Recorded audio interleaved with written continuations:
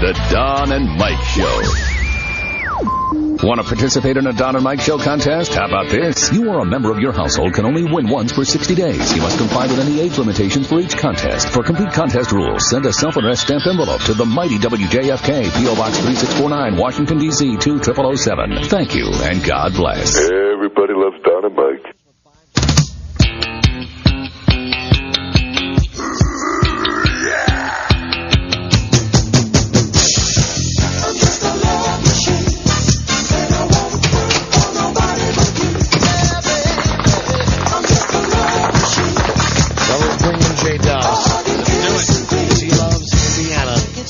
More specifically, Opolis.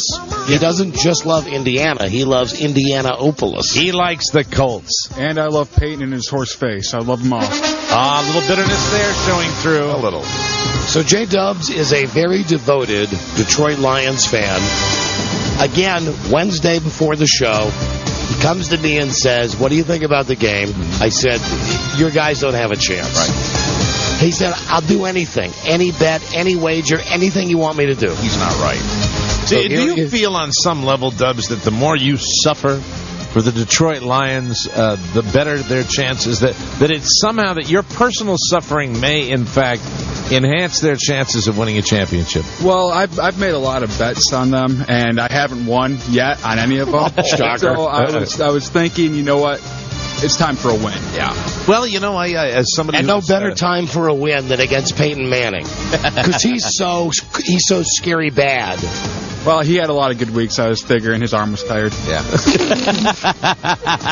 Oh, you seem like you're trying to do it all in 1 year, though. Are you trying to like bring them back from the abyss so that this is their year? I think they're out of it, aren't they? Not completely with the bad division we're in, right. But I mean, there's not many more bets I can do because I don't have a lot more space on my body. So here we go. We've got the NFC North.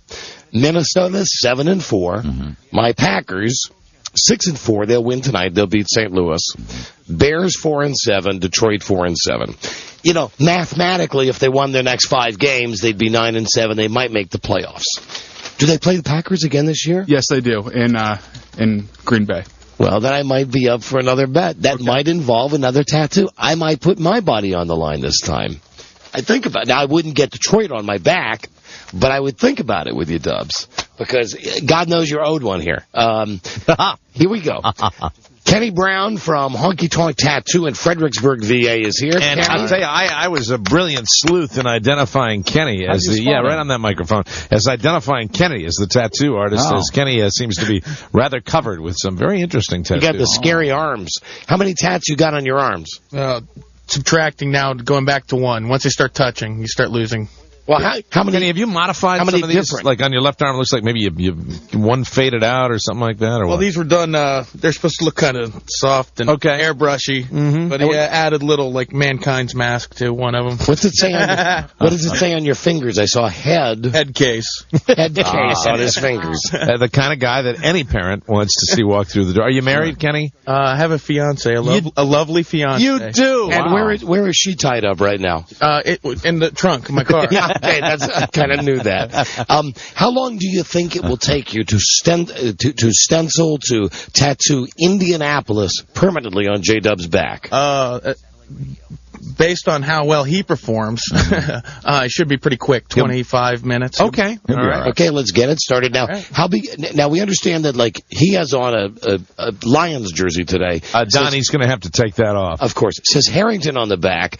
I got on a Colts jersey. It says Falk on the back. But he's already stenciled it. You can see the Indianapolis that's on there. The letters that the players have on their jerseys are too big for J-Dub's back, right? Indeed. So how big is each letter? There are 12 letters in Indianapolis. How big is each letter? Well, I'm a pretty bad estimator, but I guess probably about 2 inches. Yeah, about 2 inches. A little under 2 inches. 2 inch square. Inch and a half, 2 inches. And, Dubs, you know this is permanent, dude. I mean, like, this is on your back for the rest of your life. I understand that, and I have a tattoo of the Redskins-Lions score, so I think I've lost all respect for my body. All right. So really, I think his body will be a bet palette for the rest of his life. And are you going to fill in those little stencils and make it a solid black letter across? I'm just here to please. Yes. I do it. Yeah, go for it. As dark as possible. We want the solid black letters. Okay, well, I might actually do a fade because it looks a little bit better on all right. skin. No problem at all. That Either way, stands out. it's permanent. Yeah. All right, Dubs. Regardless. Dubs, get in position. Now we're going to be using one of those football type commentator microphones. I know. Dubs has some hygiene issues, and he's sitting right now. I got Dubs. I'm like over here. God, that was the crack of Dubs. Okay, that was very disturbing. Right, Mike, you're on. Thank you, Rob. God bless you. Rob's allowed me to pull back. The other Mike is the one that nearly took us off the air. So Mike 5? Yes, so they're going to be on Mikes 2 and 3. Now, Kenny has got his surgical gloves on, and I think we're going to, the next... Can we swing him this way? So he's on mic and you can be on that mic? Is that okay? All right, very good. Now, does Dubs really need that little microphone that attaches to the headphones? It's not plugged in. Okay. If it increases the chance of electrocution. Dubs, I have some kittens that might need to nurse while you're having this going on. Well, I got pie plates for him, so... Dubs, may I ask you a question? Oh, God, you're killing me, Dubs. How long you been working out? My whole life. You're welcome. I'm a marathon runner, actually. He's perfect for radio, that is for sure. Welcome to all of us. Kenny, what is the process we're doing right now? First, I got to outline it using a 7-needle liner, and all right, pretty sharp and painful part of the tattoo. And this is probably the most painful part of the tattoo. So look for facial expressions, that kind of thing. Now, Rob, pale, quick, like paling. Kenny, does this make any noise? Yeah. Oh, yeah. Nice? Let's get that mic'd. All right, here. Yeah, I think we'll have no trouble hearing this. Here we go. He's starting with the first letter. I'm a sissy. When I got my tattoo, it hurt. I found it to be uncomfortable, annoying. Now, digging into the skin of J. Dubs, just starting on the letter I. How'd that feel? It feels like a cat keeps on clawing on my back. Now, what did your friends say to you over the weekend, J. Dubs? Actually, I turned my phone off all weekend because my phones blew up during the game. So. Now, did people think that either you were not going to go through with it or that you were going to come in and that we were going to say, listen, forget it, or did everybody know that, this is the real deal? Everybody knew it was the real deal. Everybody was asking me to come in and bargain. But I want to say something. Get by your mitts. I'm a fat guy with big mitts, too, but your mitts are cracking me up. Oh, man boobs. Yes. He's killing me. And it's cold in here. Yeah, it is. I can tell you that. Oh, God. It's a real nip-tuck in here, isn't it? Larry, what's the toughest thing about being a tattoo artist? Kenny. Larry's my dad's name. Larry Brown, like the football player. Kenny Brown, what is the toughest thing about doing tattoos? Constantly, trying to look nice for everybody. Now, look, we also want to make sure that answer, wasn't it? Yes. We want to make sure that J. Dubs doesn't get hepatitis or AIDS or something like that. So are you using too late for that. Sterile equipment. Relatively safe stuff? Yes. Okay. Absolutely. All right, I'm going to watch it. I'm going to stand on top here. I'm thinking very much like the original Batman movie with Jack Nicholson as the Joker. Oh, yeah. When he goes into the doctor to get his face, that's kind of like what's going on here. All right, Mike, what do you see now? What it does, it looks like it's like a little saw that kind of cuts into the skin, and as it cuts into the skin, it injects the ink. Right. Pretty close. How old are you, Dubs? 24. Now, you mentioned your dad's name. Not that it matters. You're 24. You're a man of the world. Bon vivant. But do your parents know? They don't know about this one yet, but they know about all the other ones. Do they? My dad was actually at the game. So. Was he really? Yeah. Would you write down his phone number for me? I don't have it on me. It's upstairs in the office. So, yeah. He's a skilled dodger, isn't he? He's a skilled evader. The artful dodger. He was just thinking of the answer, and it kind of came out like this. His mouth is just wide open as he's contemplating what his answer will. The thing is, you son of a bitch, I applaud the fact that you're a loyal fan to a suck team. Amen. I mean, God knows Mike went through it with the Red Sox. Oh, absolutely. I mean, I can totally relate to that. I know what he's doing. I went through it with the Packers my whole life. He loves the Detroit Lions. He'll always love the Detroit. Correct me if I'm wrong. You'll always be with this team. No matter what. The day they win a Super Bowl, if it ever happens in your lifetime. But why is it that this year was the year that you thought they're really going to come out of the gate and take it all? Well, they look like they have a lot of young skill players. And on paper, it looked good. Uh-huh. The problem with this tattoo, Dubs, is that people will look at you and go, hey, you must be a real big Colts fan. You ever go to the beach, people will see you from a distance, people that don't know you, and will say, look at that Colts fan down there. Well, at least I'll be noticing something else in my body when I'm at the beach other than the front of it. Yeah.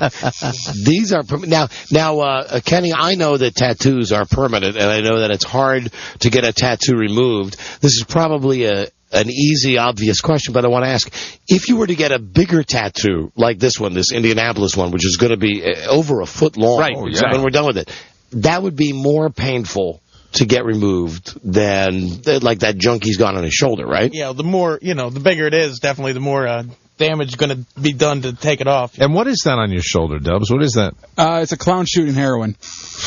That's lovely. Thank you. When did we decide to get that? Kenny, did you do that one for him? Absolutely not. Absolutely not. Good man. A clown shooting heroin. Now, did you lose a bet to get the clown, or did you just choose that? I just chose the clown. Or I like to say the clown chose me. So. I like to say that. I find it demonic.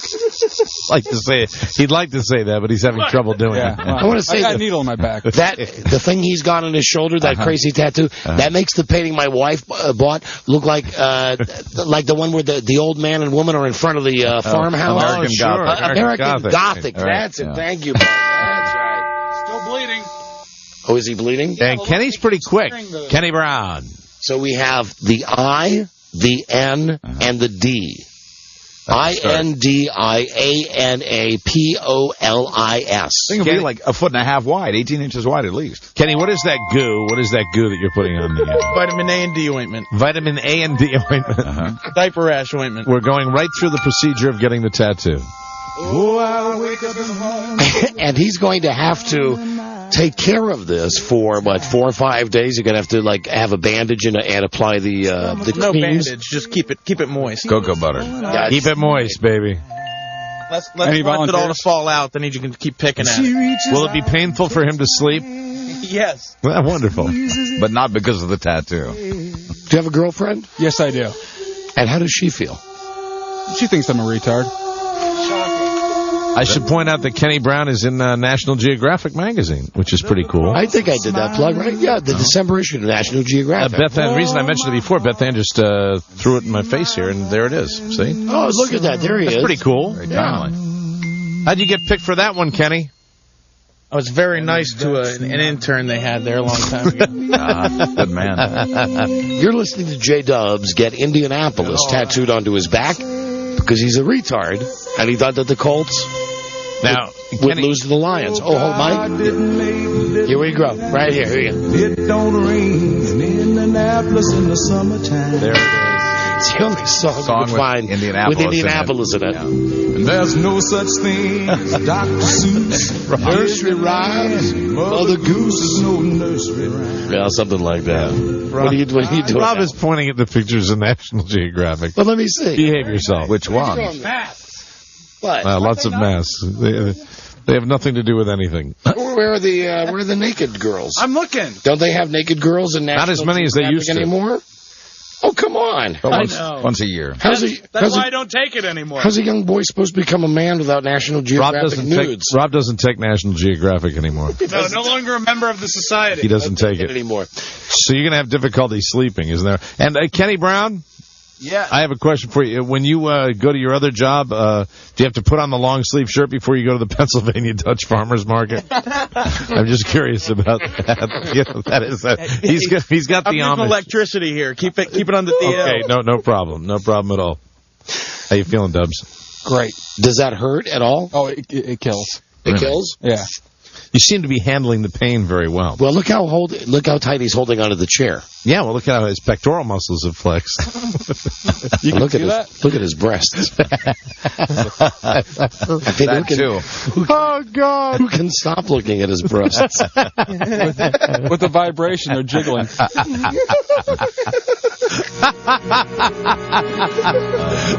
We need a webcam. Yeah.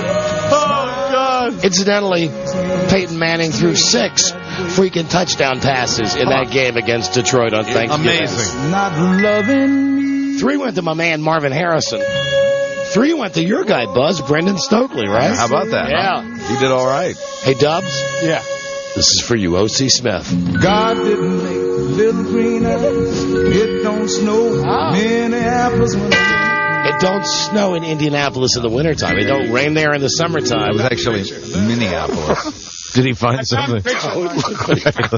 This is too funny for radio. Rob went and got some hardcore Buzz, did porn. you see the picture in No, National I haven't Geographic? seen it. I knew it was in there. Now I'm surprised.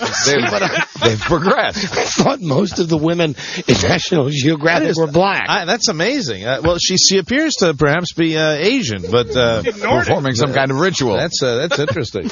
Okay, we got to. It's an interesting picture. We got a break as this continues. The tattooing of J-Dubs. And I should mention J-Dubs will be appearing tonight on his show, The Hideout, with Alex Jimenez, Hefe. In a great deal of pain. wake up in the morning. Now, did Hefe try to talk you out of this on your show Friday night?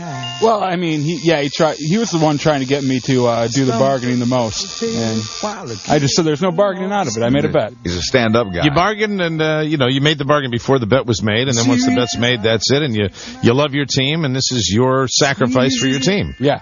I can totally relate to this, based on the years of bets that you defeated. But I never had anything carved into my body. No. We came close one year. And as I'm looking at Dubs right now, can I say something else? And I look across. Man, am I envious of those 24-pack abs. Oh, my heart. See my See, we're fat guys busted on you. Isn't that great, Dubs? Isn't that cool?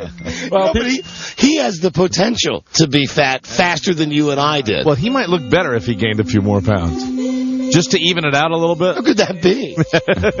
Just distribute it. He's one of those skinny guys, that's got the belly. That's what he's got there. And Dubs? Oh, God didn't make little green. Dubs, are you digging this whole experience? It's great. We agree. It's great. How's the blood? Is he a bleeder, Kenny? Yeah, he's a little bit of a bleeder. Oh, we got a bleeder. Didn't we know that? We got a bleeder. Oh, no. Okay, we're going to break now. This is going to continue during our commercial set. It'll continue until it's done. And Kenny thinks about 25 minutes from start to finish. Mm-hmm. Then we'll get the picture up. Go to DonandMikeWebsite.com. Wait till after the show today because it will be up in the daily log. Yeah, the recap of the show. Dubs looks like he's maybe going to cry right now. Are you in a lot of pain right now? Physical and mental, yeah. Physical and mental. I will make it up to you. With a stupid bet when the Packers play the Lions. We can bet a tattoo. And I will give you a Christmas present. I'm going to go to Victoria's Secret. get you the Wonder Bra. I'm kidding. Oh, it's terrible, but it's fun. Can I ask you one other personal question? Sure. Did you wash your hair today? Good question. Yeah. Okay. You need a better shampoo. It looks like maybe you got the greasy set. Well, what I did, I took a shower and I threw the hat right on. So oh, okay. Everything's just stuck down. All right. That'll do it. It's clean. It's clean. It's decent. Most all gays do it. It's J-Dubs getting Indianapolis tattooed into his back. Wow. Yes, sirree. Live on the radio. Kenny, how many letters are done right now? Then we got to take a break. N, D, and Polis. Outstanding. We'll be right back, everybody. This is the Don and Mike Show. Hey, you guys had shirts on when you came in here. Well, something happened to them, man. Come on, Spicoli, just put the shirts back on. You see that sign? No shirt, no shoes, no ties. Right. Learn it. Know it. Live it. The Don and Mike Show. Pinch hitting for Lou Brock, Don and Mike. Now, you want to see this picture today of J-Dubs before and after with his back. Yes. It's our official website, DonandMikeWebsite.com. Gotta wait till after the show is over, 7 o'clock East Coast time and 4 o'clock on the West. We're pretty fast with getting the daily recaps up, and we'll have the pictures up as well inside the daily recap. Cool. And he's cruising along right now. Took a bit of a smoke break, but now they're back on it. Kenny? Are we filling in the letters yet, Kenny? Oh, hold on. Let me turn everything on. Hold on. What, Kenny? I'm starting to do the fades now in the letters. The fades. The fades. Oh, you know the old fades. Here's a fan call by Demetrius for Kenny, the guy who's giving the tat. Oh, and Kenny's site is honkytonktattoo.com. Very good. Want to thank Kenny for coming down and tattooing the word Indianapolis on J-Dub's back today. Amen. Hello, Demetrius. Hey, Don and Mike, how you doing? Hey, dude, what's happening? Hey, man, you guys are hooked up with the right guy. Kenny, I've got 2 tattoos by him.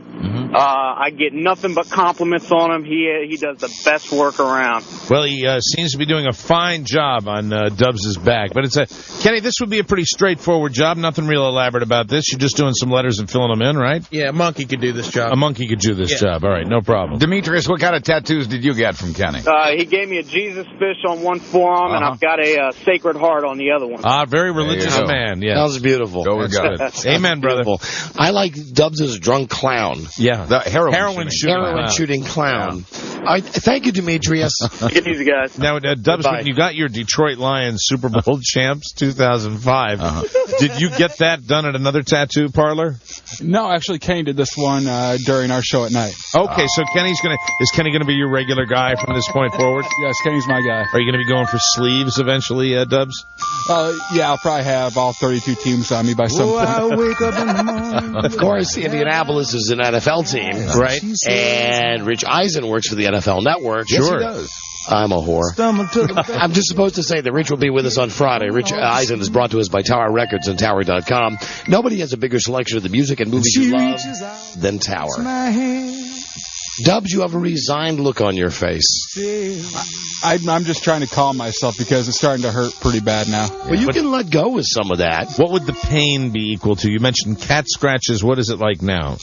It's just something just like poking at my spine over and over and over again.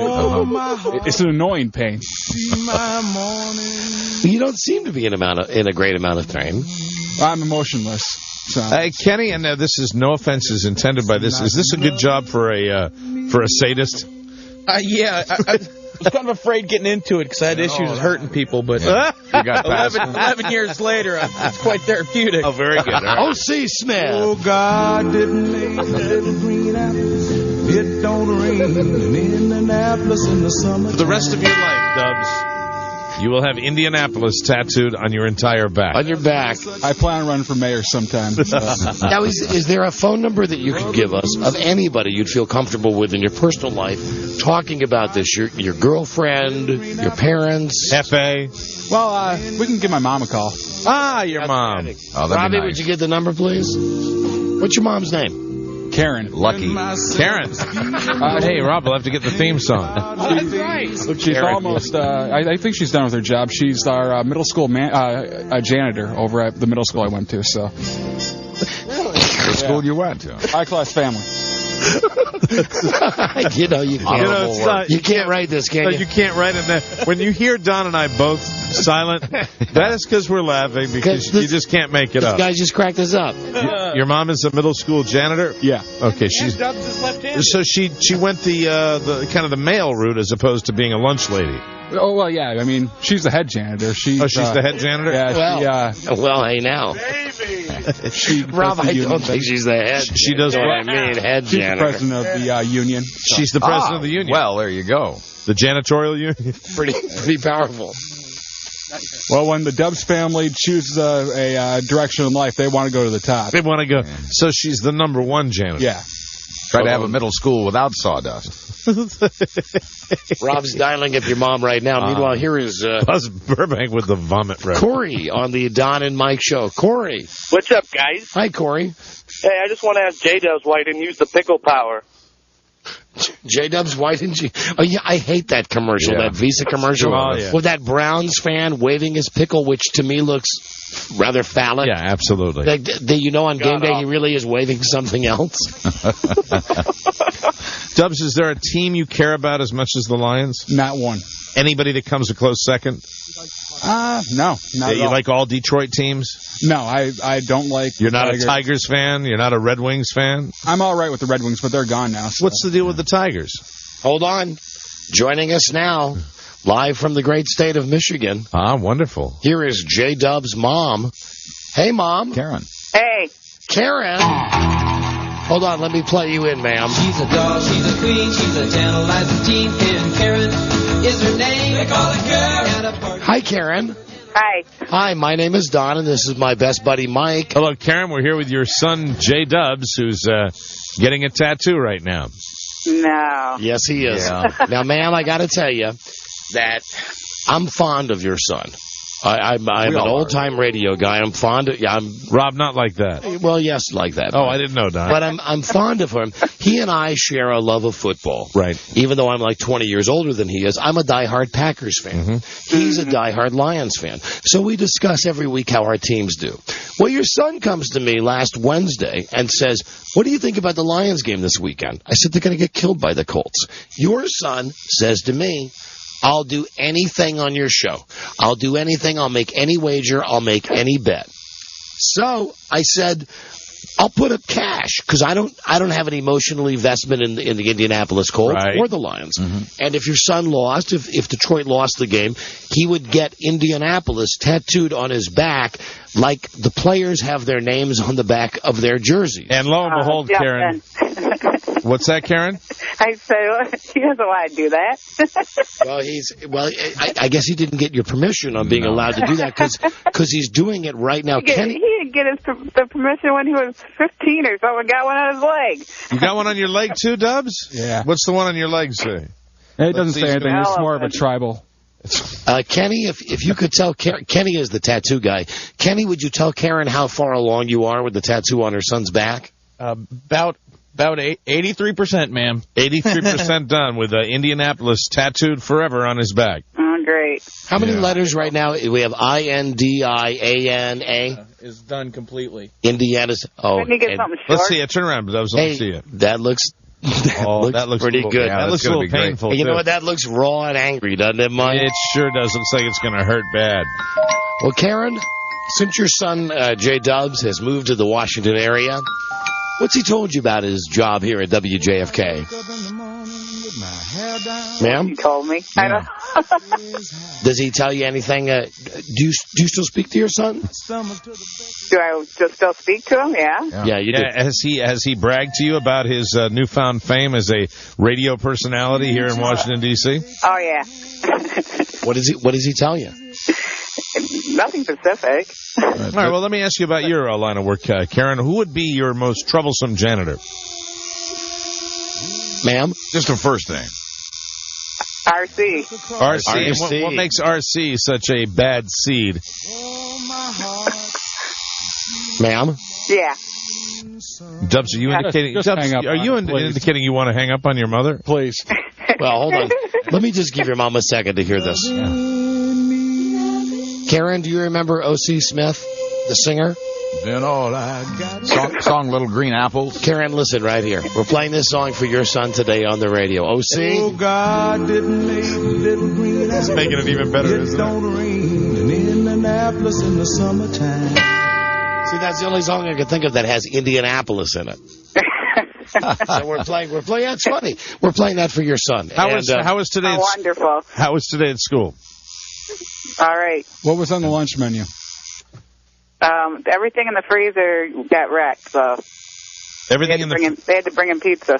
Really? Why'd everything in the freezer get wrecked, Karen? Long weekend, the freezer went out. Oh, the freezer went out. And Karen, I'm going to call you Mom here because I'm going to ask you a mom question. Exactly when did you know that something was wrong with your son? At what age? 20 minutes. 20 minutes after he was born. 20 minutes? That's soon. Wow. Now, did he do something? Did he bite you? Did he spit? Did he say something? No. It was just the look in his eyes? I love Justin. Oh, we love Justin. We didn't know his name was Justin. Thanks, Mom. Didn't know his birthday either, but... All right. Justin's a good boy, isn't he? Yeah, he is. Yeah, he's a good boy. Okay, well, Justin, we'll give you a moment with your mom here. Yeah, go ahead. You know, the dime's on us. Go ahead. Get ready for some real emotion, ladies and gentlemen. Go ahead, Justin. Why, when people call you, you just laugh and not talk back? I don't understand. I don't know. You're on the radio. I don't know. Don't yell at your mom. Stop it. You dummy. This is your mom. Say something nice. Well, thank you for bestowing me with your great personality. Did you? Oh, wow. Did you call your mom on Thanksgiving? She called me during the game. And I don't talk to anybody during the game. Later. Oh, you don't talk during the game? Oh, everybody, hold on a second. O.C. Smith. That's not loving. Now, Karen, you're going to notice this time, he's not going to sing It Doesn't Rain. Whoa. Now he's going to sing It Doesn't Snow in Indianapolis. Because that's what your son has on his back. O.C. Smith. God didn't make little green apples. It don't snow in Minneapolis when the winter comes. It don't snow. That's what they all used to sing in those days. It don't snow. It don't snow in Indianapolis. It don't snow in Indianapolis. God didn't make a little green apple. Oh, boy. Well, Justin's doing a very nice job today, Karen. And, Karen, it's been a pleasure speaking to you. How wonderful. I hope your Thanksgiving was wonderful, and I hope your other holidays are just as good. Good. Nice talking to you, ma'am. You too. Bye-bye. Okay. Bye-bye. Bye-bye. Bye-bye. Hey, the apple doesn't fall far from the tree, huh? Not at all. Hey, that's Karen. She is Karen. And am I wrong if I ask this? Tell me if I'm wrong, if I'm out of bounds. Because, you know, my personal life is an open book. Where's Dad? Dad lives about an hour away from her. Oh, hour away? All right. He's working right now. That's why we couldn't call him. Is Dad... Rob is applauding that. Is Dad like Mom also a gifted monologist? Actually, he's much more open. Oh, really? Yeah. Okay. Well, she works with kids all day. I like you with the big 10-cent words. That's a good one, college boy. Thank you very much. I mean, I kind of know what it means, but I know it's funny. Yes, Letterman, Leno, those will be monologists right there. There you go. I would call them monologists. Of course. But I got what you were saying. Thank you. Well, I thought it was appropriate. Here is Tim. Hello, Tim. Don and Mike show. How are you guys? How are you anyway? Pretty good, thanks. Just wondering if there was any type of deal made that he can't go and alter the tattoo in any way, like add 500 to it. You know, these are the guys. These are the guys that really you want. When you're in the mob, you want to keep kicking when the guy's down. Yeah, listen, dude. If Dubs wants to go and somehow turn the word Indianapolis like into a piece of art, let him do it. He can do whatever he wants. He's sitting there getting Kenny Brown is carving into his flesh as we speak. But I think he's just dense enough to leave it. He's paid off the bet, and as tender as his back must be, he deserves a pat on the back. And Justin Johnson? Yes. I must ask you a question. And that's what everybody should start referring to him as. That's his real name, Justin Johnson. Can a Justin be Justy? Yeah, of course. Justy Johnson? Of course he can. Wouldn't that be good? Hey, That'd be like Justy? an old school Justy Johnson. Hey, Justy, are there any siblings? I have a sister, yeah. It's the Hideout with El Jefe and Justy Johnson. Justy. I like Justy Johnson. Did you like? I mean, does that do anything for you? I've had many nicknames in my life, but that one never came up. What are some of the Rusted Justin Johnson? I'm Rusted Johnson. Get it? It's like a Rusty Justy Johnson semi-dirty thing. You could get away with this new FCC environment. What are some of the bad nicknames you've had, or the good ones? Jelly Roll Johnson was one of them. I like that. Jelly Roll Johnson. When you're playing saxophone? Jelly. Called and tried forever to play the name the tune or I forget what you call it, something else. Stump the Stoop. Oh, Stump the Stoop, exactly, yes. Exactly. But just now when you made a thing about the It Don't Snow, I really think he says it don't snow in Minneapolis, not the regular Indianapolis line. Minneapolis. And I have a kid who goes to school in Indiana. Honey, he's singing about Indianapolis, not Minneapolis. I know, but about the particular line, they changes the line. In that verse, they do sing. You said it doesn't Wait, snow. what is it, Buzz? Yeah, they do sing Minneapolis in that verse because they're talking about snow. It's Minneapolis. But Margie here said Minneapolis. Well, no, kind of a hybrid of the two. I can't tell you how much that means to me coming from you. Margie, Yes. when you're attempting to correct, I wasn't trying to correct. I was just really trying No, to... you know, it's okay. to It's bring it to okay. your attention. I She was stumped never the trying to stoop. She correct got you. me. You were trying to correct, but you didn't. You got it off just a little bit. But you're absolutely right. I guess it's Minneapolis. Truly, I would never try to correct you. All right, You know, Margie. you know, God, Margie, take that we- right all. And I wanted to tell you... Margie, do you know that in all the years that I played that record on the radio, I never knew. Never knew. Oh, my Margie? God. All right, thanks. Hey, Margie, one last thing. Yeah, can I tell you one more thing, too? Yeah, tell us one more thing. When did you start? John, Hold on, Margie, hold on a second. Before you do that, we'll give you the last word, but when did you start to figure out this whole Minneapolis thing? Take us through how that worked. How did that work? Oh, bye-bye. Margie, if you call back, I'll give you a prize. Because she did stump me. I feel like an idiot. I know. I should have known that. What is this, Rob? This is the theme to My Little Margie. Oh, Rob, My Little Margie. Oh, damn it. Jesus Christ. It's very important. Hold on. Here's Margie. That's for you. There you go. Hello, Richard. Don't run from your feelings. Richard. Don't hide from your feelings. The guy was getting tattooed. You're talking to him right. J-Dubs is here. Yeah. Is Donnie your daddy now? Here, now these are the guys. This is like the last guy. It's just a different form of it. The guys that like to pile on a little. Yeah, listen, you're piling on a guy when he's getting. Well, first off, you heard his mom. Yeah, and he's a stand-up guy. You know, he's getting a tattoo. You heard what the guy's gone through his life. I mean, he's lucky to be here on the other side. He's lucky to be involved in radio. He's lucky that he's not involved in some sex trade. That he's on a boat going back and forth with foreign countries. He's lucky to be alive, probably being raised on a diet of used sloppy joes. That's probably what he enjoyed. Actually, we had a freezer just full of stuff that they wouldn't sell at the school anymore. Yeah.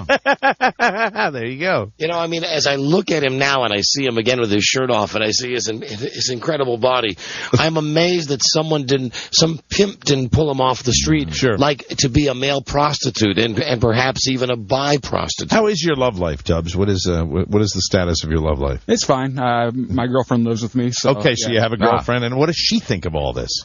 She thinks I'm an idiot. Yeah. Hold on, Mike, Margie's back on the phone. Okay. Margie? Hi, guys. Hi there. I'm Listen. back. And truly, I did want to tell you one more thing. Yes, Margie. Margie? John, yes. Yes. We've been married the same number of years, happily married, and I have a kid the same age as yours, a son, who happens to go to school not in Indianapolis, but in Indiana. Yes. And mostly that was all. You just really, I get you more than you can imagine. That was all? Well, Margie? sort of. I'm just... Margie? Yeah. Hey, Margie? Yeah. Oh, I have one more thing. Margie? Oh, she has one more thing. Another thing, Don. She has one more thing, I Don. want desperately to give you a prize, Margie. Oh, but please, Don. After she has one more thing. Only if you don't have one more thing. I don't. I swear to God, I'll shut up now. Because she wants a prize. Mark, now listen, hold on. She did get me. She did stump the stoop on the Indianapolis-Minneapolis thing. Right. Yeah, well, you give her the prize? I would love to play that game with you one day. Again. Well, don't look at me like that, Mike. She talked again. She disqualified herself. Enjoys the show. She doesn't get a prize, She's really doing this. He's really doing...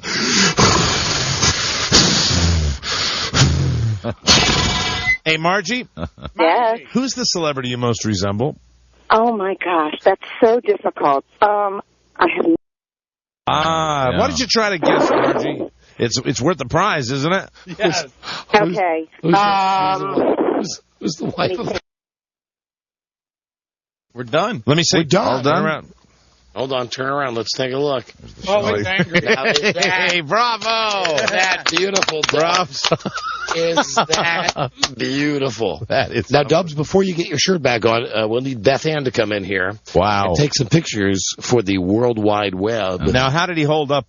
Did he do okay, Kenny, with the red and the angry? Yeah, he's a little shaky. He's got a little baby soft skin, doesn't he? Yeah. Guys, we're running so late. We only have a couple of seconds to get to our next guest, a beautiful lady who's been waiting on the phone for a couple of minutes to get through to us. Here now is the beautiful Phyllis Diller. Phyllis! Hey. Hello there. Hey! How are you, Phyllis? Diller. I'm all right. Hey, thank you for waiting. Sorry we're late. We're having a boy on the show who's getting tattooed today. Tattooed? Yes, tattooed. I don't know about that. Phyllis, do you have any tattoos? No, I'm against it. You're against tattooing? Yeah, I think it's a shame. Well, why don't you tell him he's right here. He's 24 years old. His name is J. Dubs, Phyllis. No, his name is Justin. Justin, yeah, you can call him Justin, and he's just gotten tattooed. Why don't you give him a piece of your He's mind? already got it. He already got it, yes. Oh, it's too late then. No need to talk. No need to talk, Justin. She's blowing you off. Phyllis Diller just blew you off there. Oh, well, he can't be buried in a Jewish cemetery. No. Damn. Oh, hey, how about that? You can't be buried in a Jewish cemetery. And he was hoping. Oh, I bet he was. He was. Phyllis, how the heck are you? I'm okay, the heck. How are you anyway? I'm fine. Phyllis Diller, here's a question I've wanted to ask you. Is there really a fang? No, that's an imaginary person. So all those years that you were doing the Fang stuff, that was just shtick. It was what? C-H-T-I-C-K. Oh, shtick. Shtick, yes. Right. Oh, dear, I never used that word. No wonder I didn't hear it. Okay. Sorry about that. Never used the word No, shtick? I never do it. It's a cliche. Yes. The shtick? Sure is. Yeah, you're right. I apologize for using a That's cliche. all right. It's okay. Here already, I don't like tattoos. I don't like cliche. You don't like cliches, Oh, so... you're learning to know me. Yes. Oh, boy, I hope we're not upsetting you, Miss Diller. No, I'm a mean old bitch. Good. And we admire that. Very easily upset. Hey, could I trouble you for a Fang joke? Sure. Could you give us a Fang joke, please? All right. So I said to Fang, look at the dead bird. He looked up.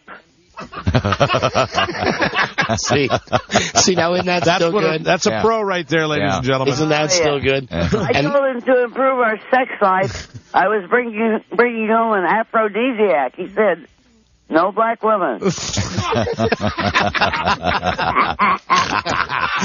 And I'll tell you something else, Miss Diller.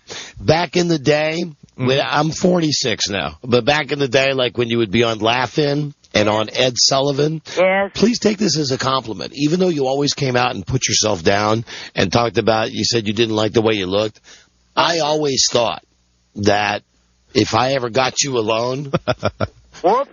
Wow. That there would be... I didn't know you had the hots for Phyllis Diller in the day. I'm saying I think that she went...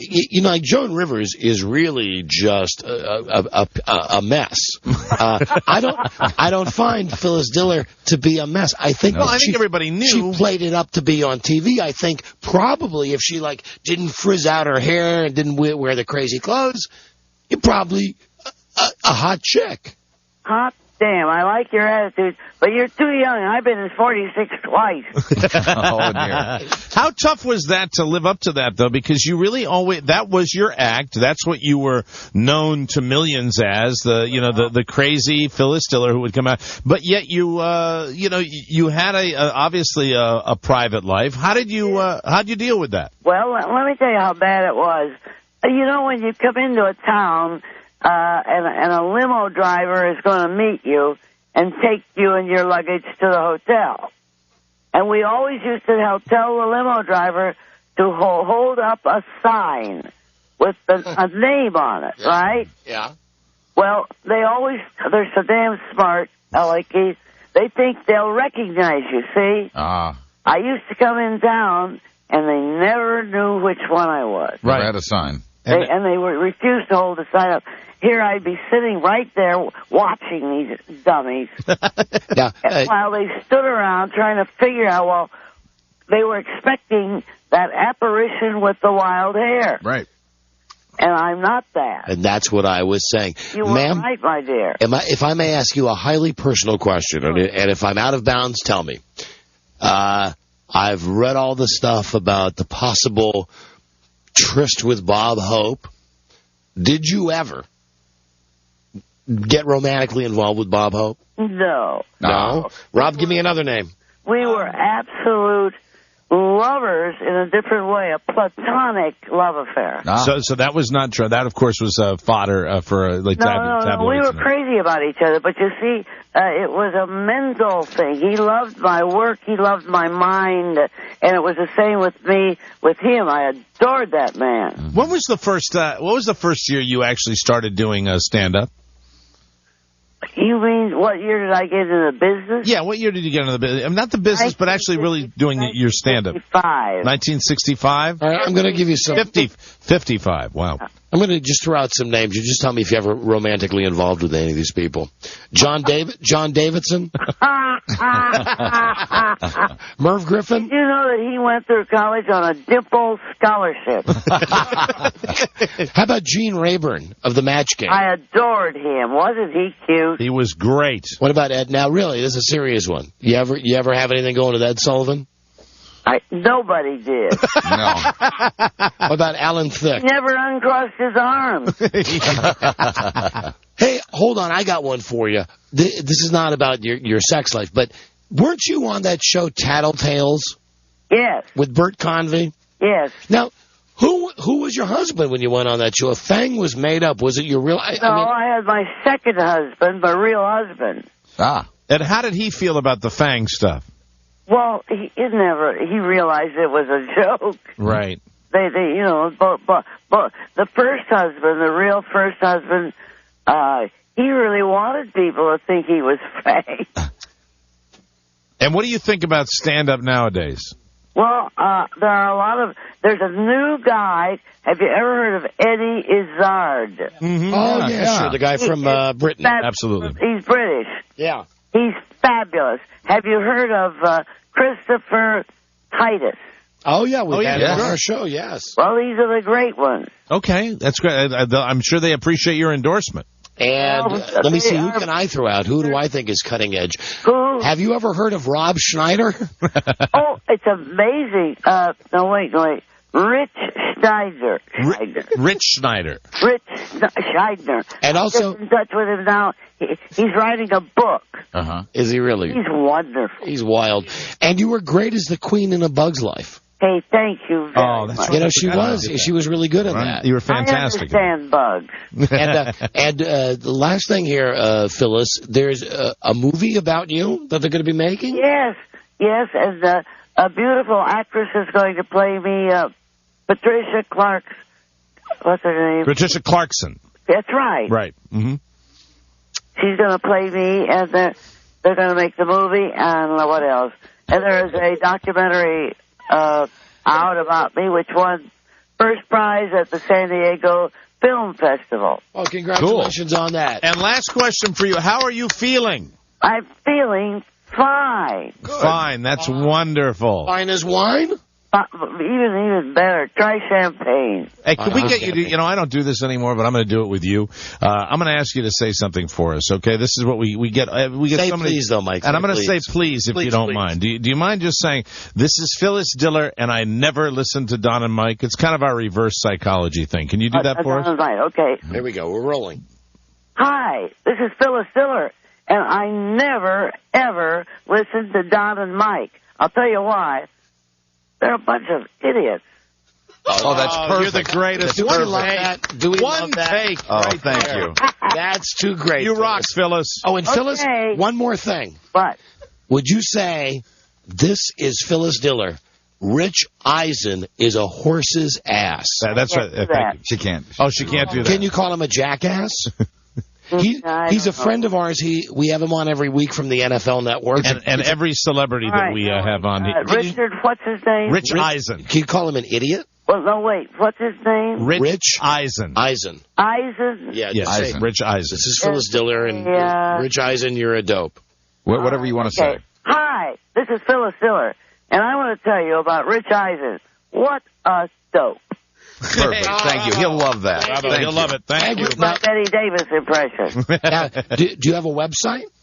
Yes. What's the address?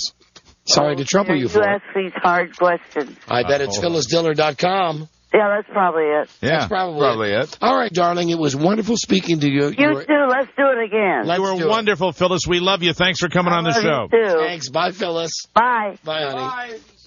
Hi, Phyllis. There she goes. Okay, let's do the math. How old is Phyllis Diller now? 1,000. How what? Born in 1917, so that makes her 87. 87 years old. Okay. That was a screwed up segment.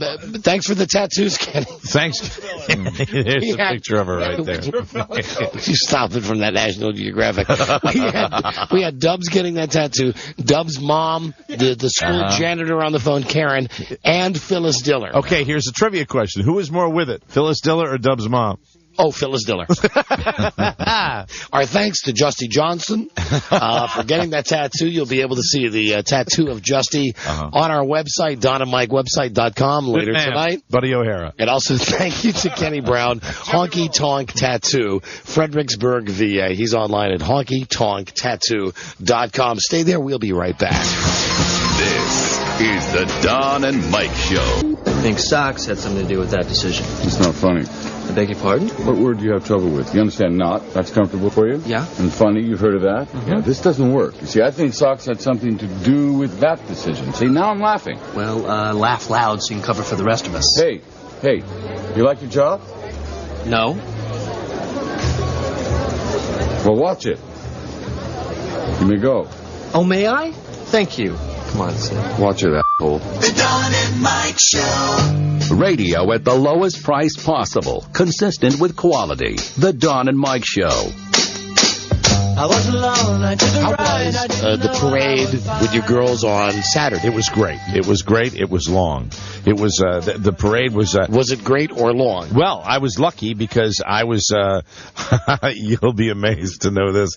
I was in the dignitaries section. Oh, wow. Me, a dignitary. Now this was at the Manassas Christmas Parade. Which is huge. I mean, huge. I had no earthly idea it would go on this long, and I was in slot number 8, so I actually was early in the parade. Yeah. I was right behind the mayor. Now, are you in a car? Very, very excited. Not right behind the mayor, but like one. They had like the Grand Marshal, who I think was president of the Chamber of Commerce, and then they had. Hey, that's right. Then they had the mayor. They had some state senators. They had the delegates. School marm. My title. Yeah. I was the honorary Grand Marshal. Hey. And I was thinking about it. I was thinking about a lot of things. I was thinking about the status of being the honorary Grand Marshal, and I was saying, this is probably as good as I would ever get. I think this is big time for me. I would never get, with my status in the world, I don't think I would ever get Grand Marshal. But so honorary Grand Marshal, I didn't even know that was going to, I knew I was going to be in this parade with my daughters. I didn't know I would have the title. Wow. And I was excited. Sure. And I saw because they wanted me to do it last year. Please. I think the sign was from last year. Please answer my question. Yes. Are you in a car, in a convertible? I'm in a Camaro. And I think I broke it. How do you think you broke it? I think I broke it because, which of course would lead to the letter that I know you have. I think I broke it because the guy, Mr. Sloper, I forgot what his first name is. I just remembered his last name. Who was driving the car? Put a. It's a Camaro. No, stop it. Jesus. They put the Camaro thing down. I'm not talking. They put the Camaro thing down and then cover it. Okay, that's all. With a plastic thing that covers the well where the rag top goes in. Right. And when I sat on it, my first daughter got on it and it was fine. Then then I get in between them and my daughters are on either side of me and I hear this and it kind of, I don't know whether there was any permanent damage or not, but that's a bad sound effect. It stabilized after that, and then we had to wait. And for me, I got there. I was told to get there at 9 o'clock, and the parade didn't start till 10:30. So, being a parade novice, and you know how punctual we both are, correct. I was there a little before 9 o'clock, and then you have the whole waiting game. Hurry up to wait, and had to wait for the car, and they're bringing in the different cars, and I'm chatting with the mayor, and I'm feeling very very excited about the parade. I love watching parades, so the fact to be in them is even more exciting for me. I would be more excited probably than my daughters are. They're 9 and 7, and they, they're cold, and I got them hot chocolate, and they were sitting there, and it was just a long wait.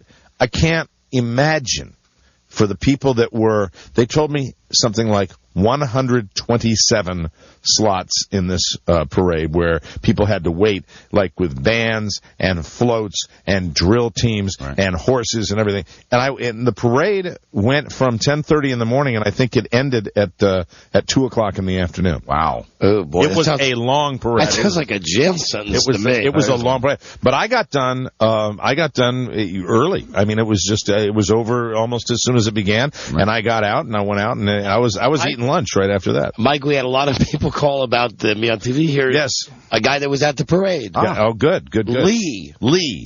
Yes, Mr. O'Mara, I was one of the great unwashed who happened to see you this weekend, and you did an excellent job. I did a good job. Well, I really didn't require any skill, the waving, the parade wave. I did try to work both sides of the street, and I didn't do what this one guy did that I saw when I was walking back along the parade route. And it's this bad thing that I hate. It's when you extend your arms, when you're sitting on the back of a convertible, and you extend your arms, and it's almost like a little bird move with your hands waving at both sides. Right. And it's like, it's people that can't justify looking away from one side of the street. Will you do that again? It's like this little, and this one guy's going like this, and he's a big guy. He's big. Mike is just, and he's sticking his hands out, and he's waving his both arms are extended, both sides, and then the wrists are bouncing up and down like he's fluttering his hands, and he's like, "Hi, Merry Christmas," and then he's pivoting his head back and forth. That's a bad parade style. Would you just do that?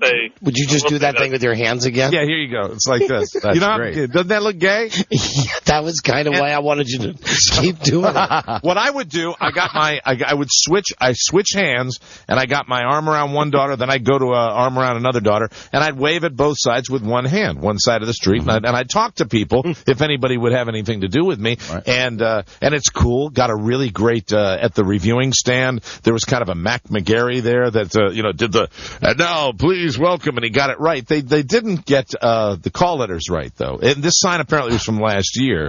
The call letters were Mike O'Mara from WMFK. So I not from WJFK. So I asked the nice lady who was organizing things if they could get like just a little piece of masking tape and put a J on it. But, that would be Melvin Fitzgerald Kennedy. That's yes, right. It was. But it was very nice to to see everybody, and not a lot of heckling, which I think my daughters in that circumstance are kind of like my bodyguards. You're not gonna get heckled when you got two cute little girls with you, and they had a good time. I was more into it. I think maybe I was more impressed with it than they were. And I'm like, hey, so do you like that? That's right. Yeah, you like being in the parade? Isn't that great? Yeah, all right, Dad. Yeah, it's all right.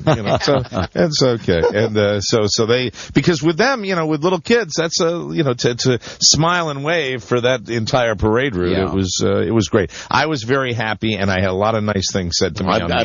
I'm sure that you mentioned them on more than one occasion. Now listen, Daddy is a business owner in this community. For the next 2 hours, okay, we're going to smile and we are going to wave. And when we get past the giant helium-filled whiskey bottle, you are both going to stand and salute. Okay? Do you get me, girls? Yes, Daddy. You are to wave and smile, and you're going to enjoy the parade. I hope they enjoy it. Their whole thing, they like to throw candy out, and they weren't able to do that. So that was the one thing. But it was a good time was had by all, and there were something like 50,000 people that showed up for this parade. This is a huge deal. It's been going on for 59 years, so it was. I was thrilled. Last year it got. Do you know? Last year, if 50,000 people showed up for that would be 4,940 people more than showed up at that bar in Fells Point. Yeah, but think of how many people you saw on the Magic Box. I still think your number's higher. It was fun. And last year it got iced out. There was an ice storm or a snow ice storm, so we got to do it this year. But I won't. As I said to somebody, next year I'm going to have to put my own float together to be in it, because they won't. You don't double up on honorary Grand Marshal. They don't bring you back. That's not a repeat gig. Although, really? If it's open, I'd take it again. I think we should just. Because I like being in a parade. I think it's good that you do this with your kids. Mm-hmm. But I think we should get past the charade of my daughters like throwing candy to the crowd. I think now, after 2 years of that, this, I like the parade. I think that yes. Oh yeah. That you like being in the parade. Well, they seem to like it more. They seem to like it less than I did this year. And if that's the case, then they like being on a float. That they would have preferred to be like on one of the floats, throwing candy out, or just hanging out. All you got to do is build an O'Mara's float. That's what I'm doing. Mm-hmm. What will it be? Oh, you. How about the Deathmobile? How about the Animal House? Yeah. Yeah, that's exactly. What did it say on the front of that, though? Didn't it say something? Said, eat me. Eat me. That's what it said. Eat me right on front. Yeah, great idea. We'll get working on it. Big 60-foot cake. I had a great time. I did. I love parades. But I didn't watch the rest of it, and the parade just went on for like 2 days more. You know, you mentioned that you liked talking to people, and I'm antisocial. But if I'm in a situation like that, when I was at this bar, when you're at this parade, you say hi to people because they came out to see you. Yeah. I'm liking. I shouldn't say this. I'm liking it less. I'm moving in your direction. I'm liking it less and less. What? Just people in general? Yeah, I'm liking it. I'm liking it less. Rob applauds that. I just have to tell you, I do it a hell of a. I mean, I do it a hell of a lot more than you do. How I really ticked my wife off on Saturday. She was doing something, and I had to do stuff. I had to go like 1,000 million errands. Yeah, me too. Not a problem. Dry cleaner, grocery store, something with the car. Anyway, I was just. Saturday was one of those days, and I know everybody feels this way. I had stuff that I had to do. It seemed everywhere I went, there was a car that had a Christmas tree strapped to the top of it, and the family was happily going 15 miles an hour, and there was no way for me to pass them. And it happened a couple of times with people that didn't have the stuff on their car, but they're just people driving slow, and they were just driving me nuts. And by the time I got to the grocery store, I was just fit to be tied. So I had on sunglasses and a baseball hat. Right. Not because I got any dumb aspirations that I'm going to go there and be spotted like Julia Roberts. Simply because if you wear sunglasses in the middle of the day, you're giving off a vibe that says, I'm a jerk. Don't touch me. Leave me alone. So I've got my plan. I'm going through the grocery store, aisle by aisle. The first time that someone started talking to me was I've been looking at the peanuts. And a guy said to me, hey, do you like those? Now, they're Planters peanuts. Planters peanuts. I thought they were special peanuts. Dry roasted peanuts. Because in the office you called them Planters something peanuts. There's a word in the middle. Well, what I would have said to the guy, I would have said to him, if I lived in a world where I could treat everybody as I wished, without these crazy rule societies pounding down our throat, I wanted to turn to him and say, crazy societal mores. Hold it up and go, Planters freaking peanuts. I mean, there's not a lot to it. But I said to the guy, I enjoy them very much. I enjoy them. And then I moved along. I am in the next aisle, and I'm looking, here's a shock, I'm looking at the Atkins products, okay? And another guy, now not women, guys, a guy pulls up next to me and goes, what do you think of this? And he's got like some Atkins to bake bread or something. Yeah. Now, why are you going to ask me this? I'm looking at the Atkins candy bars, for God's sakes. Again, I looked at the guy and I said, I don't know, it's not really my thing. Meanwhile, I'm pushing this cart away and I'm thinking, why is everybody talking to me? I don't talk to people when I go to the store, and I don't think it's Christmas cheer. Not yet. I think it's just people being nice. Right. And I got to the list where I got to the point where everything on the list was done. I go to the checkout stand. People are talking to you like that guy in the boarding house in the movie Groundhog Day that talks to Bill Murray at the top of the stairs when he first comes out. Although, listen, here to see the groundhog? Mike, that really helps me out, but it's not true. Right. Because the people are not that overbearing. Right. They're really not. That annoying. So I'm in line in the checkout stand, and the guy behind me says, third guy now, one trip to the grocery store. Having a party this weekend? I turn around and I say, not planning. I want, what I want to say. That comment is an invasion of privacy. Now, what I want to say to him he wants to be invited. I'd like to turn around. What he wanted to hear. What I say to the guy is, I say, no, I'm not having a party. He says, I noticed you're buying an awful lot of soda pop. This is why when I go to the store, I buy everything in mass quantity, so I don't. You don't get it. What you have to do when that happens is you have to analyze his product and find the worst one there. I refuse to play that game. So the guy chats with me the whole time. What are you going to do with those Q-tips, Sparky? And you've got that black strip that goes between my order and his order, the divider, and his stuff is like almost pushing to the edge. He's got so much crammed up. I just want to get out of here. You know what you can do normally when that happens? When he says something to you, slowly reach over, take another black separation strip, lay it down between the two of you, and then glare at him. Well, listen, this is me. This is not him. The guy then says to me, one more time he says to me, we're still in the same line, he says, well, I thought you were having a party because I thought you would be rooting for Houston.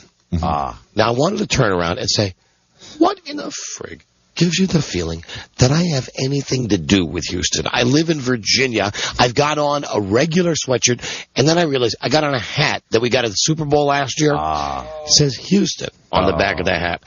So the guy, I said, no, it was a free hat. We went to Houston one time.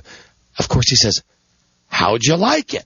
Now, I'm not going to tell him. And we're on in Houston, so I'm certainly not going to repeat what I thought when we were there for the Super Bowl. Did you tell him you liked it just about as much as you liked standing in that checkout line? I said I loved it. And I went out to the car, and I called my wife. I had loaded the groceries in the car, and I sat in the car, and I called her up, and I said, I just want to tell you something.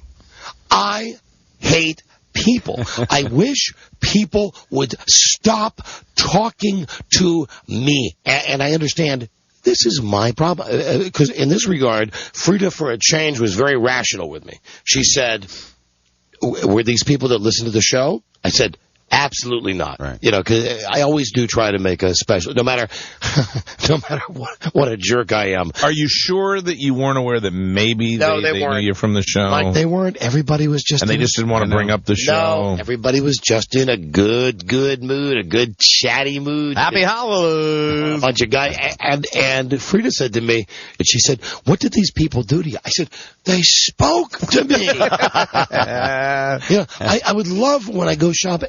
And I understand it's my problem. It's really my problem, but that's why I go to the store early on Saturday morning. That's why I do everything early, so I don't have to have any contact with... I realize how awful that sounds to say that. I understand. So I don't have to have any contact with people. You know, you're a man of means. You could get somebody to do that for you. But, Mike, I like going to the store myself. Why? Because I love it. Why do you like going to the grocery store? If you don't like people... I don't, but I've got my... You like products. I've got, and I know what I like. You like your name brand product. And I know that they've overstocked, they've restocked overnight. Right. In many cases, they've overstocked. I can get what I want. There's not normally a big line. And I'm not a total jerk. The people that work... I don't know anybody that doesn't like the grocery store when it's empty. It's great. The people that work in the Safeway, I chat with them all the time. You like to talk to them. They're very nice people. Right. It was these strangers, and it was because all the way there, everybody that was driving was pissing me off. Think the groundhog will see its shadow? No, they weren't. Howdy, neighbor. It's just a friendly greeting.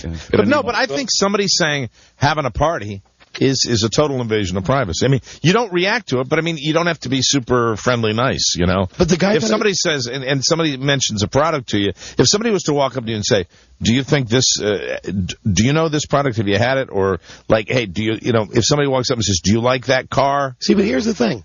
I swear to God, I would never walk up to anybody in a store. Right. And like if they're looking at milk. Have you ever seen a car you liked at the gas station and asked somebody if they liked it? Nope. I have. Never. It's a jerk move. It is. I mean, Mike, I'm sorry. Mike, I'm sorry. I didn't mean company that. No, if it's like a brand new car, I will say, how do you like your blah, blah? And they say, I like it a lot. And I've gotten positive and negatives about it. No. And if somebody's asked me the same question, I'm always very honest. If you're in the market for that kind of vehicle, you can learn. It's the best way to get the lowdown. Now, peanuts is a different story. You know? Oh, I get it, because the guy said to me, do you like those peanuts? Yeah, I'll say, how do you like your Geo? And they say, I've had some trouble with it recently. I said, thanks for the heads up. Yeah. Have a great day.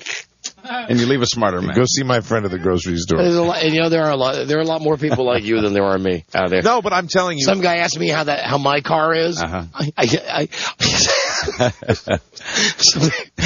It was great. You can barely tell the work. I've always have some answer like that. Make something up. But, yeah, well. No, I understand what you're going through. As we continue, very, very close to the holidays now we are. We hope we're putting you in the holiday spirit. We'll be right back. This is the Don and Mike Show. Bread? Yes? I'll have some toasted white bread, please. You want butter or jam on that toast, honey? No, ma'am. Dry. Got any fried chicken? Best damn chicken in the state. Bring me 4 fried chickens and a Coke. You want chicken wings or chicken legs? 4 fried chickens and a Coke. And some dry white toast, please. You all want anything to drink with that? No, ma'am. A Coke. Be up in a minute. The Don and Mike Show. Your round trip ticket to happiness. Don and Mike. Well, we've been doing a radio show 20 years, and we've never had William Shatner on. No, this is exciting. I mean, he's been on like every frickin' frack, Johnny and Jeff and the Breakfast Flakes. And right. Finally, here he is. We finally get him on the show. The great William Shatner. Yeah. Bill. Finally on a good show. Yeah, you're on the good one. I've been trying to find a good show. I couldn't find a good show. I spent my life trying to find a good show. I end up with you guys. So I'm sure you're a good show. God bless you. If I may be so bold as to call you Bill, may I? Yeah. Okay, William or Mr. Shatner. I mean, what do you like? What do you like disc jockeys to call you? What do I like? Yeah. What do you like disc jockeys to call you? Bill. I think the interview will go much better if Mr. Shatner. Friendly.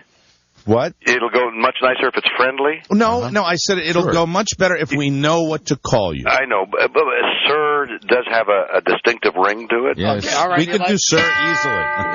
We can do that, sir. You, sir, are the finest man in show business. There you see. Now it's going along the way it should.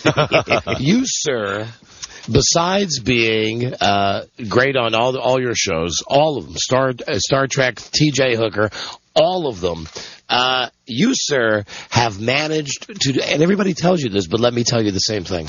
You've managed to do what's so great, sir, is that you mock yourself, sir, but you do it in such a great way, sir, that it comes off as it makes you even cooler than you would have been if you weren't mocking yourself, sir. And then, of course, the mystery is he really mocking him? Yes. Yes, sir, that is the question. That is the mystery. Well, if you can, I really do, and I'm sure you have been told, if you can take self-deprecation and turn it into an art form, you have, especially, I will say, people that have been on television and have become known for one particular character, a lot of actors seem to have trouble with that. A lot of actors we've had on the show. What do they do? How do they react? You say, you're Rocky. Now, what's the reaction to that? Sylvester Stallone, well, now we didn't have him, we had his mom. He said he doesn't react to people when they say Rocky. I use an example. The late Warner Klemperer had a great deal of difficulty being known as Colonel Clank. What was it? What would his reaction be? His reaction... I don't want to talk about that. No, you've got to give me guidelines. Would you like guidelines for Warner Klemperer? Yes. Warner Klemperer. He would want it. He's dead, so you can say anything. He would specifically want to talk about his classical music. Hi, I am not Colonel Clink. I would rather talk about the work that I'm doing with the National Symphony. I'm doing the National Symphony Orchestra. That's what I would like to discuss on your show. Please, if we could stop talking about Colonel Clink on Hogan's Heroes. And he had one guideline. And then, because I don't know you, but I can hear the edge, you would go further and further and taunt him, wouldn't you? Yes. Well, we it's not because we have an edge; it's because we're idiots and we just knew Hogan's Heroes. Because we don't go to the symphony as much as we should. But the thing with you, sir, is not only not only do I like you from Star Trek because it was cool, when I was a kid. I don't want to talk about Star Trek. That's it. There you go. No problem. I also really like, before we play your record, I want to tell you, I thought you were great in that movie with Eddie Murphy and Robert De Niro, where you played the guy that you played yourself. You showed them how to, what was that? That's, oh God. Bowfinger? No, not Bowfinger. The one with, Showtime. Thank you. Robert De Niro is an undercover cop and they're going to film him to be on TV with Eddie Murphy and Sir on telling me the plot? I'm telling the people listening. I read the script. Okay. Sir on the telephone, he plays himself. Anyway, I thought it was great. Very funny. How you doing, sir? How are you, Terrific. How are you enjoying the interview? Where are we? How are you anyway? Where are you guys? We have a national regional show. We're based out of D.C. I see. A national regional. That's an oxymoron. Yes, it is. Yes. What does that mean, a national regional? Means I'll explain that to you. You can find us in various pockets of the country. We are nationally syndicated. Deep pockets, I'm sure. Deep pockets. We are nationally syndicated, sir, but amazingly we don't go to the major media markets. We're more You want them to find you. Well, they found us and they don't like us. We find that we play better in the heartland. There you go. Yeah, right, in Podunk. That's cool. Yeah, Podunk, yeah, okay, you got it. Now you know where we're at. I'm on Ventura Boulevard in the San Fernando Valley. Yeah, are you having? How are you doing out there today? Having a nice... I've gotten I'm standing there with a cup in my hand. I've gotten $2.50. Wonderful. That's wonderful. You have done it again, and you're having a great run on that show, Boston Legal, and you're fantastic on that show. Are you enjoying yourself as much as it looks? The most. It is hysterical. David Kelly is writing for it. Are you familiar with him? Oh yeah, the very much, absolutely. Yeah, and he's a genius. And I don't use that. I haven't used that term in a long time, except for two people I've worked with recently, which is David Kelly and Ben Folds. Ben Folds on your album, right? Yeah. So David Kelly is this guy who writes like we walk. It flows effortlessly, or maybe it's not so effortless, but it seems that he once won an Emmy for the best dramatic show and the best comedy show in the same season, and he was writing all the scripts for all the shows. Yeah, and on this show, Boston Public, you play, the lawyer that's just... Call me sir, but you got to get the name of the show correct. Boston Public. I say Boston Legal. Another show. Sorry, sir. Sorry, sir. So that'll be two sirs. Two sirs. Double the sir. Two sir with love. Boston Legal on ABC at 10 o'clock. Hold on. Hey, sir, you just screwed up the time. No. 7 o'clock would be like the Western. Okay. All right. But to that... Except that it's delayed, so it's also at 10 o'clock, but I'm not going to tell you that. Anyway, you're good on that show because you play, again, just a total, like every lawyer that we've ever known. Denny Crane is such... a jerk. I was wondering what words you can use. Well, you can say A-H. I mean, we used to... But besides your character on Boston Legal, if I can just ask you one more thing about that, it's not necessarily a jerk as much as you're losing it. You're starting to lose it a little bit. Isn't that right? Isn't that interesting? Yeah, I love it. I love that. Yeah. Isn't the show Boston Market? No, that's a chicken. There you go. There's the guys who turned chicken when they went to... on everybody that was watching, and you had to be smart enough to figure it out. I don't think Adam West was doing a joke there. No, I don't think so either. But he's a guy with diamonds, and Mr. Tambourine Man were the two songs that were most poked fun at. Do you find that that radio shows use that tape from that?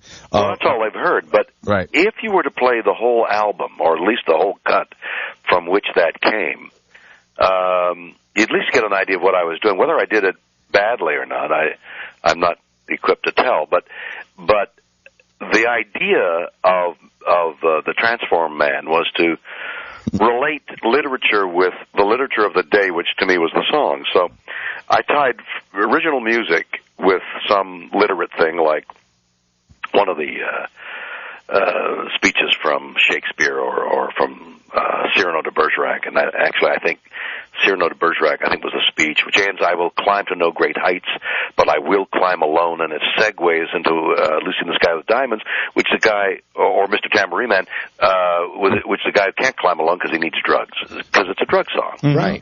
So the idea was to act the drug song. Well, now, since the whole cut took 6 minutes and airplay was 3 minutes, everybody played the song. Right. So it would be natural to say, what in heaven's name is the fool doing? And that seemed to be the common reaction to it. Unless you had the intelligence and the perspicacity and the tenacity. Perspicacity? Hold on. Yes. 25-cent word. I've got it. Write that one down, Buzz, and look it up for us. What does that mean, sir? It means you should have done that the people playing it didn't play the whole cut. Right. So that's where that lay. But the most fun was, after this album, Has Been, came out, and Ben Folds came to Los Angeles. We did two concerts, and in the theater, and there were 1,000 people in each of it was a limited number of seats, and 1,000 people. There were lines. They were scalping the tickets, and we got these incredible notices.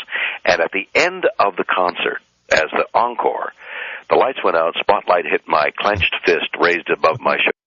Those are all the CDs that had the compilations of all the celebrities singing, right? It's the perfect word that I was trying to remember for 2 weeks now. Gotcha, sir. So they were in my office saying, we'd like you to do a record. I knew what they wanted me to do. They wanted to have more fun with me. But then Ben called at that exact moment.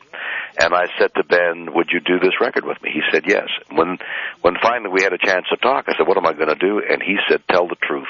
And I sat down and started writing some songs. So the goal of this, well, obviously you said your previous effort with Mr. Tambourine Man was a little bit misunderstood. What did you set out to do with this album besides tell the truth? Well, really, in everything, if you're a performer, is to entertain. And so I set out to entertain. But I knew that people like yourself would be looking askance. We would. Let's play. And I had to prepare for that moment when the truth and the sirs dropped away and the slovenly speech assumed.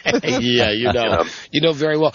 Before we play, I'd like to play a little of Common People. Yeah. We don't play records on our show, but I'd like to play a little of this. It's well into the cut because I start off slow and then Joe Jackson joins me.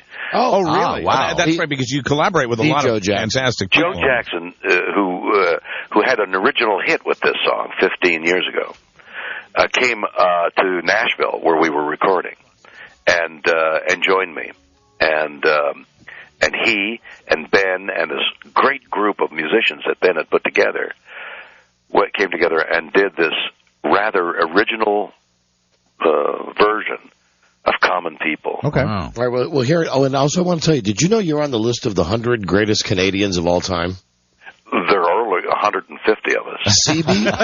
CBC has legendary Canadians. Really?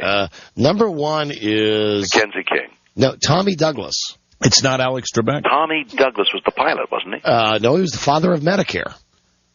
Then you have Alexander Graham Bell, right. Number 9, Wayne Gretzky, number 10, Neil Young, Mike Myers, 20, Celine Dion, 27, Gordon Lightfoot, 33. I'm not happy about my placement. No, I wouldn't be either. Avril Lavigne, number 40, John Candy, 41. This is what's got to kill you. Pam Anderson is 51. Not right. William Shatner is number 56. No, that's not right. However, under 51. However, you did beat out Bryan Adams and Joni Mitchell. So I think that's... Maybe they weren't maybe it wasn't like a popularity. Maybe it was just, here's the 100 you guys fixed. It's the legendary, the most legendary Canadians of all time. Mm-hmm. Okay, anyway, certainly much higher deserving. Yes. The number 56 is Sir on the telephone. And now to Sir with Love from the new album Has Been. Here we go. Here's William Shatner, Common People. Well, it's got an intro on it. She came from Greece. She had a thirst for knowledge. She studied sculpture at St. Mark's. Short intro. That's where I caught her eye. She told me that her dad was loaded. I said, in that case, I'll have a rum and Coca-Cola. She said, fine. And in 30 seconds time, she said, I want to live like common people. I want to do whatever common people do. I want to sleep with common people. I want to sleep with common people like you. Well, what else could I do? I said, I'll see what I can do.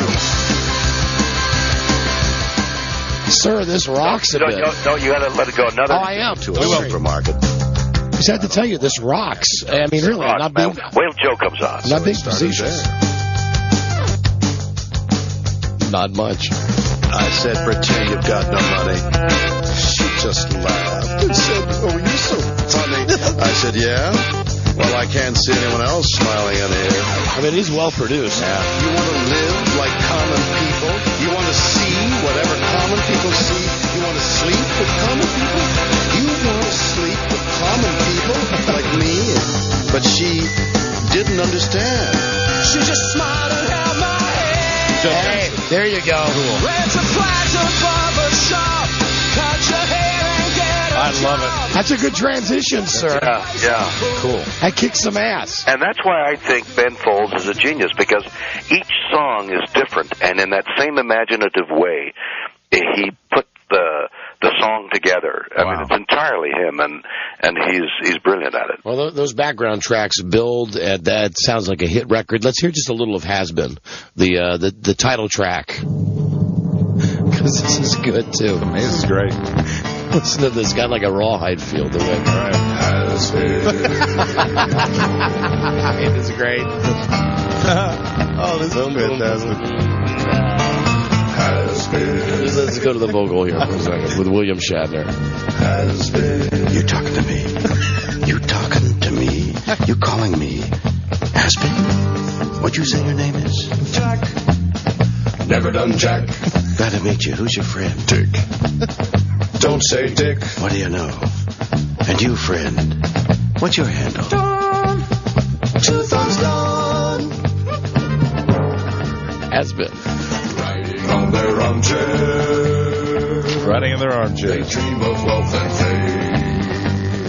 Hey, sir, you are crazy always. Now, I mean, you are great. I mean that as a compliment. Now, you are great. The gist of Mr. Shatner, sir. Yeah. The gist of Has Been is really you obviously people have thrown that around at you over the years at various stages of your career. And what you're saying is, what have you done, pal? Isn't that the gist of it, really? Well, that plus the fact that the word has been is a idiotic word in the English language. It doesn't mean you've done something and you haven't done something in a while, but you did something. Yeah, at least you did something. You did something, but of course everybody does something. I mean, whatever you do in life, you're going to take a walk. You've done something. Mm-hmm. You know, I mean, it's a. Now you're a has-been because you walked and you're not walking. Now you're eating. Now, did Ben Folds come up with the concept of that rawhide style, or was that your idea? That was Ben's. That's great. I wrote the lyrics on the way to Nashville, having read the has been attached to my name. That is fantastic. Sir, you are everything we had hoped you would be. I hope, and it did remind me of the song Ringo by Lauren Green. Yes, Ringo. You ever heard that? No. No, never mind. But he's another Canadian. I bet he isn't listed. Now, if I might be so bold to ask you, sir, I think we can change this to Billy now. Okay, Billy. What are you doing tonight? What's Billy Shatner doing tonight? I'm going to tell you, man. Okay. All right, dude. Listen. Yes. Monday Night Football has always been like my rallying cry. Yes. With people I know, I bring to my house. I've got an 11-foot screen. There you go. Show off. Updated 11-foot screen. Monday Night Football, food, beer, yelling and screaming. Wow. Haven't done it at all this year because I've been working on. Oh, has been. Well, Boston Legal. Boston Legal. Boston Legal. So tonight is the first Monday Night Football I'm going to be able to party. I'm going to be able to throw. Wow. Outstanding. And that brings to, I'm so glad you said that. The last thing I'd like to ask you, please, sir, Billy William. Yeah. Do you know who Rich Eisen is? No, but is he on the top 100? Well, no, he's not. I don't think he's Canadian. He's the guy who used to work at ESPN, and he's on the NFL Network now.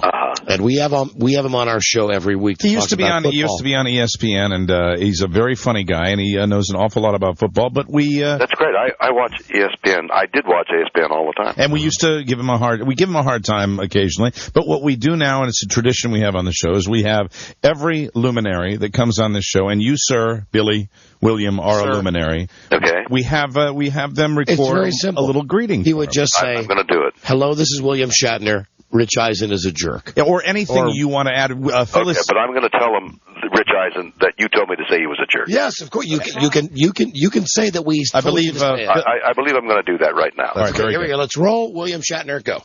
Hello, this is William Shatner. Rich Eisen is a jerk. Now, I didn't think of that. Everybody else has told me that. So I'm going along with the flow. He's a jerk.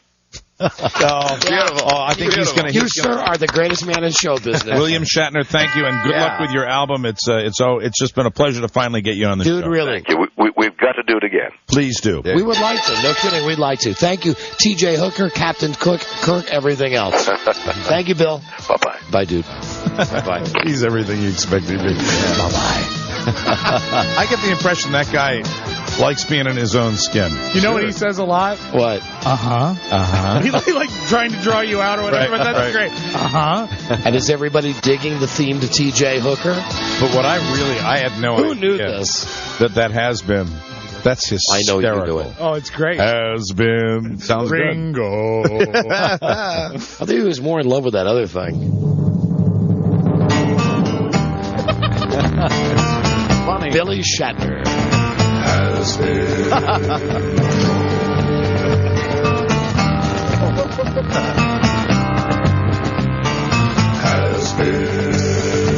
You know, I think we're going to have to probably take that and put that in the replay. I agree. Because can't you imagine if we just happened to be talking and we were to be talking about somebody, anybody, and you say, oh, yeah, and incidentally, this morning on the Howard Stern show. I heard this on Howard's show this morning. Here's another one. Hold on a second. So, I'm with my wife last night, as I always am, my wife Frida. We're watching TV and we see King of Queens with Leah Remini. Like that. I got one. Okay, hold on. Let me restart it for you, Mike. Here you go. I heard the other day that Opie and Anthony were doing a segment on their show, and I think they were interviewing Jay Moore. We have a winner. No more calls. Thank you. Congratulations. Thank you very much. Congratulations, Mike. Okay, thank you, William Shatner. That was great. Stay there. We'll be right back. This is the Don and Mike Show. We're back. Hey, it's Monday. It is Monday. You're very chipper. Yeah, why are you happy about that? It's a good TV night. Why? Las Vegas, medium surfing. Oh, yeah. Not bad. That's right. Big All shows. NBC, yeah. Well, you know, I like Vegas, I got to say. Yeah, it's a really hot show. Tonight they have like a 60s retro episode. Yeah, they can get away with it. It's great. Exactly. But you know what, Surface, I haven't kept up with it. So you should. The creatures are really cool. Yeah. It's like a mini movie every week. And you know what? Nothing caps off a Monday like talking to dead people. That's why I love Medium. Medium. Yeah, great show. See, Mondays are good. NBC. Admit the guilt, Mr. Shatner. Priceline doesn't let you choose your own hotel. That's not true. You are under oath, sir. Yes, but now, on Priceline, you can pick your exact hotel. Book exactly what you want from our list of great deals. You don't have to bid if you don't want to. So if I pull up the website right here... You'll see it right there. Any more questions, Counselor? Priceline. Shop, compare, save. Michael. Don. If you're groggy in the morning, if you need a nap after lunch, if you just want more energy for work or play, you need 5-Hour Energy. With 5-Hour Energy, you leave grogginess behind and sail through your day with no jitters or crash. 5-Hour Energy is a blend of B vitamins, enzymes, and amino acids. 5-Hour Energy has 0 sugar, 0 net carbs, and just enough caffeine.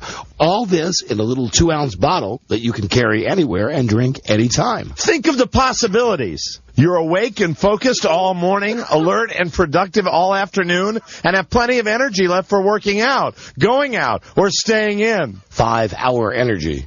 Michael, drink it in seconds. Feel it in minutes. Lasts for hours. Go straight to your nearest Walgreens, CVS, Rite Aid, GNC, or 7-Eleven now for 5-Hour Energy. That's Walgreens, CVS, Rite Aid, GNC, or 7-Eleven. Or go to 5hourenergy.com. That's the number 5hourenergy.com. It's the Don and Mike Show on Pittsburgh's new talk station, The Edge, 1550. NBC News Radio, I'm Bob Kerr at the White House. President Bush is on his way home from Panama after talking free trade, but he was also defending U.S. interrogation techniques to reporters today. There's an enemy that lurks and plots and plans and wants to hurt America again. And so you bet we'll aggressively pursue them. Any activity we conduct is within the law. We do not torture. The Supreme Court steps into the war on terrorism, agreeing today to take a case challenging the administration's military tribunals set up for terrorism suspects at Guantanamo Bay. Authorities in Australia say they've prevented a major terror attack, arresting 15 suspects in a string of raids. The deadliest twister to hit Indiana in 30 years has claimed at least 23 lives. The latest victim found in a pond near a mobile home park in Evansville. And Little rakes in a lot at the box office. Disney's Chicken Little scratches out $40 million this weekend as America's top movie. Bob Kerr, NBC News Radio. I'm a wife, mom, president of the PTA, member of 8 book clubs, lightning fast potato peeler. Oh, and candidate for mayor. The less laundry you have to do, the more living you can do. Thanks to the newly designed Maytag Neptune high-efficiency washer, which has the largest front-load capacity available. So you can do more loads in less time, and even a king-size comforter. It's only from the most trusted brand in laundry, Maytag. For less laundry, more life. Depend on us. Not since butter and popcorn has there been a combination that rocked the very foundations of entertainment. Until today. Because at CompUSA, we get that combining the latest Sysnet computers with Intel Pentium 4 processors will redefine the way you watch TV, listen to MP3s, and blow up zombies. Come get it for yourself. Sysnet computers with Intel Pentium 4 processors. CompUSA. We got it. We get it.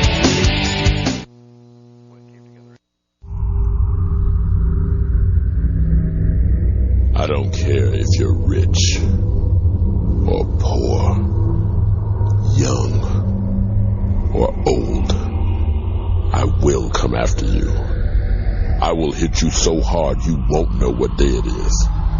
You'll want to scream for help, but you won't be able to.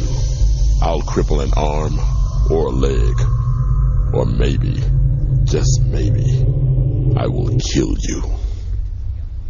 I am a stroke.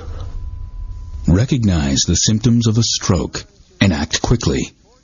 To learn more about stroke, call 1-888-4STROKE or simply log on to strokeassociation.org. Because time lost is brain lost. A message from Michael Clark Duncan. This public service announcement brought to you by the American Stroke Association and the Ad Council. Have you looked at the Daily News this week?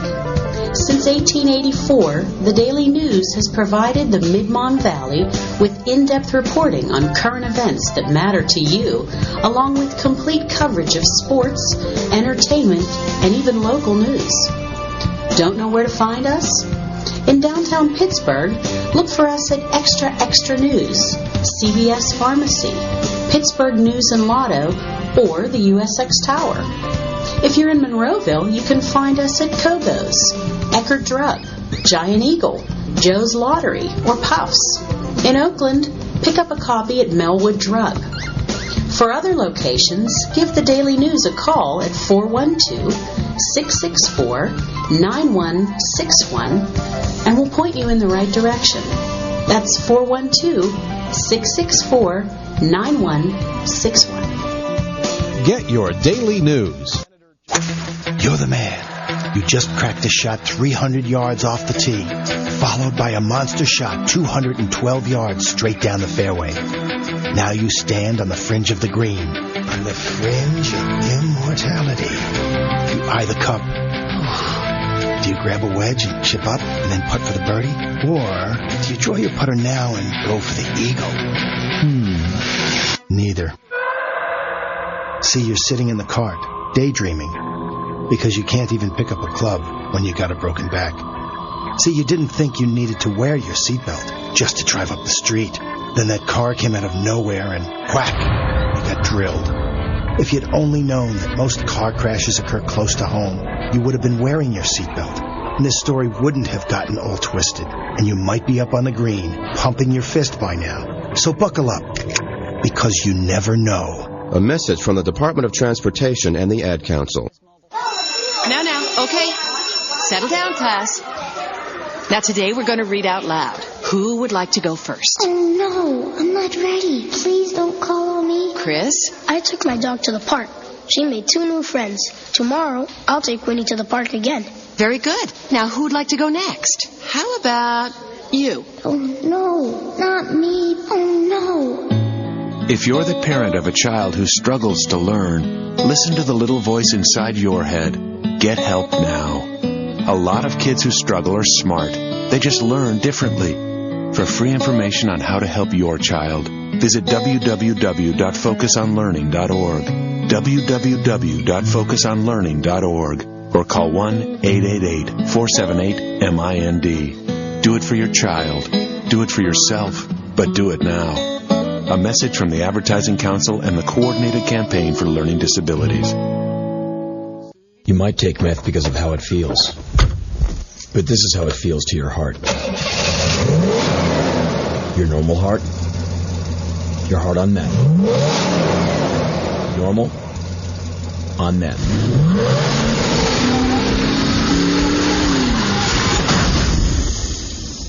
And that was meth. stopping your heart. For more information, visit drugfreepa.org. A message from Drug Free Pennsylvania and the Partnership for a Drug-Free America. Have you been jazzing around yet? It's Sundays from 10 to 12 here on 1550. Get a taste of the latest jazz albums, the concert and club calendar, birthdays, awards, obituaries, and more. Plus featured artist interviews. That's a lot of jazzing. Check it out for yourself. Sponsored in part by Martini's, Route 885 Jefferson, Original Recipe Italian Cooking, and Spider Rondanelli's Pittsburgh Jazz Giants, Wednesday, Thursday, and Friday. Jazzing around. Sundays 10 to 12 here on 1550 The Edge. I'm Ben Mankiewicz. And I'm Cenk Uygur. Together, we're the Young Turks. And you can listen to us every weekend on The Edge, 1550 AM. The Young Turks, the best talk show in the country. Because we don't make the news, we make the news sexy. So check out The Young Turks, Saturday from 2 to 6, Sunday from 4 to 6 on The Edge, 1550 AM. WURP Braddock. WURP Braddock. Pittsburgh's new talk radio station is 1550 The Edge. The Edge. Is the Don and Mike Show. Hey, be careful with that. That's the most powerful tranq gun on the market. Got her in Mexico. Cool. Yeah, it is cool. They say it can puncture the skin of a rhino from 100... Ow! Yes! That's awesome! What? You just took one in the jugular, man! Whoa. Yes! Is this bad? You should pull that out. Wait. Pull what out? The dart, man. Got a dart in your neck. You're crazy, man. You're crazy. I like you. But you're crazy. I'm so tired. The Don and Mike Show. Princes of Peace. Don and Mike.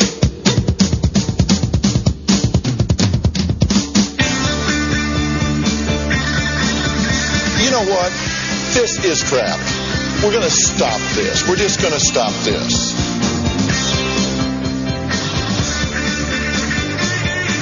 Of all time. Sounds like the best weekend of all time. Part of the weekend really was this awful George Lopez show that Frida and I watched and got drunk and watched and taped and watched. About a shock jock. Yes, George Lopez. Now, keep in mind, it's a Disney production. And it's done in an awful, cheap Disney way. They've got him in a room that doesn't look like a real radio studio. Okay. He, of course, is just talking into a microphone. He has engineers that run everything. No headphones? No, he didn't have headphones on. Oh, he had headphones. Although he wears the Sam Jackson backwards hat. You know that hat that Sam Jackson makes famous? Yes, exactly. He's got that on because he's got an edge. Sure, man. Make him look edgier. And his DJ name is The Bleacher Bum. Yeah. And he works on the All Sports station in Chicago. And you see, Mike, there's a new disc jockey coming to town, the Hitman. You can't make this junk up. No. Right. Hank Romero was the Bleacher Bum's name. That's his real name. His family called him Hank, but he was the And it's the very Bum. talented George Lopez. Yeah, and so handsome. They really photographed him well. I'll tell you the story, and then we'll hear some of these clips, because it cracked my ass up. He wasn't wearing one of his sensible suits? No, he had... That he wears all the time? No, although he did wear... sensible conservative suits? He did have a lot of, like, cashmere long-sleeve golf shirts on. Yeah, okay. Because he's got to still dress like George Lopez does. So we're watching this thing, and at one point, the whole point is he does a show, and some sick kid calls him up and says, "Don't be mean." And he spends, and you'll hear on the tape, 3 hours telling the kid that he's an idiot. Although, of course, he doesn't ever say you're an idiot because it's Disney. That's right. He just says, "You got rocks in your head." As it turns out, that child, that sweet child, is dying. Oh, no. So the manager comes in after his show and says, and I love this also about fake radio on TV, "We just got the instant ratings in." The Hitman is like you get ratings every day on every ratings. Yeah. The Hitman's coming, and this is a PR nightmare. That kid that you turned into mincemeat today, he's dying. Damage control. And George Lopez says, "What do you want me to do?" And he says, "Go to his house." So the shock jock goes to the dying kid's house. The dying kid says, "You just have to be nice. for one day, be nice on your show? Everything's connected.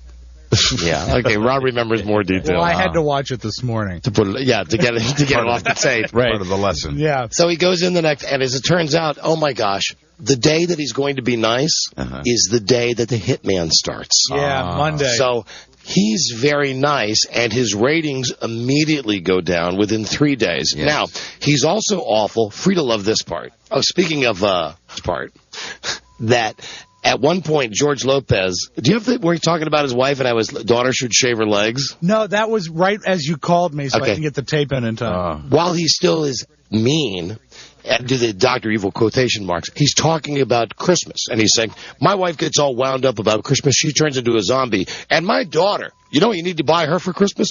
You need to buy her a razor so she can shave her legs.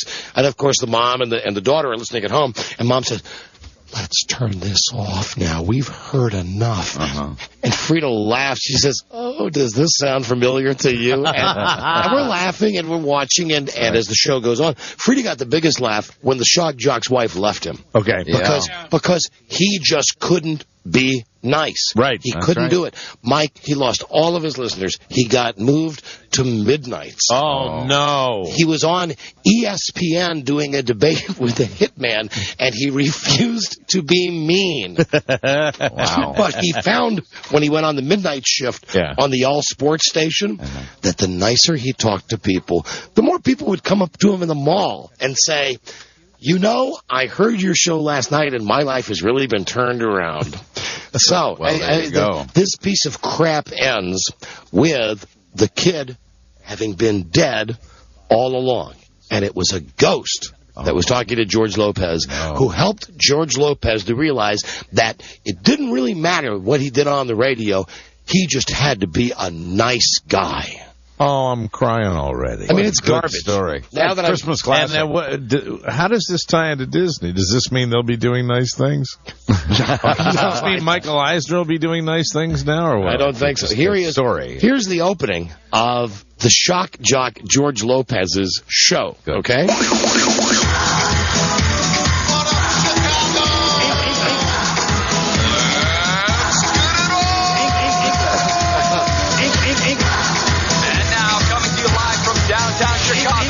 The captain of cruel, the master of mean, the prince of put down. Here he is, Hank the Bleacher Bum Ramiro. Get out of here, you bum. Okay, I'm not even going to waste my time on I told you so's. Embarrassing, pathetic, abusive, yes, abusive to the hardworking people of this city who spend their hard-earned dollars. The bums lost. And for what? For a bunch of overpaid, underachieving, spoiled losers? Michael from Glencoe, am I right or am I right? Talk fast, you lousy bum. Michael from Glencoe, am I right? Hey, how many times does he tell you geniuses, turn down your radio? Oh, yeah. So when you're hearing the sounds like, get out of here, you bum, you're seeing his big fat finger press a button indicating that he's playing like I just did with my big fat finger, playing a sound effect. So now you've heard the intro and you've heard what his shocking show is all about. Of course. Here he is now. George Lopez. Do nice words help? Hey, Doc, let me ask you something. Is it possible a guy like me, you know... Oh, this is after he's been to the house, he's seen the dying kid. Right. The kid says, to make it right, you have to be nice on your show. Is it possible? So now George Lopez is talking to a doctor. A guy like me. Hey, Doc, let me ask you something. Is it possible a guy like me, you know, a radio guy, but, you know, not me, of course, you know, could say a bunch of nice stuff, you know, put out positive vibes? Yeah. I mean, that couldn't save someone's life, could it? Yeah. You can tell me I'm crazy at any time and I'll just shut up. You suck, George. You're crazy at all? Marcus. Hank's posed a rather interesting question. Can individual A, public persona, affect the health of individual B by the simple utterance of... Okay, so you get the gist of that. Here's really good. Here's the next scene. He's now... Oh, I'm sorry, Mike. There you go. That was mean. You're on with the bum. Here he is doing the show now, doing the nice show. Okay.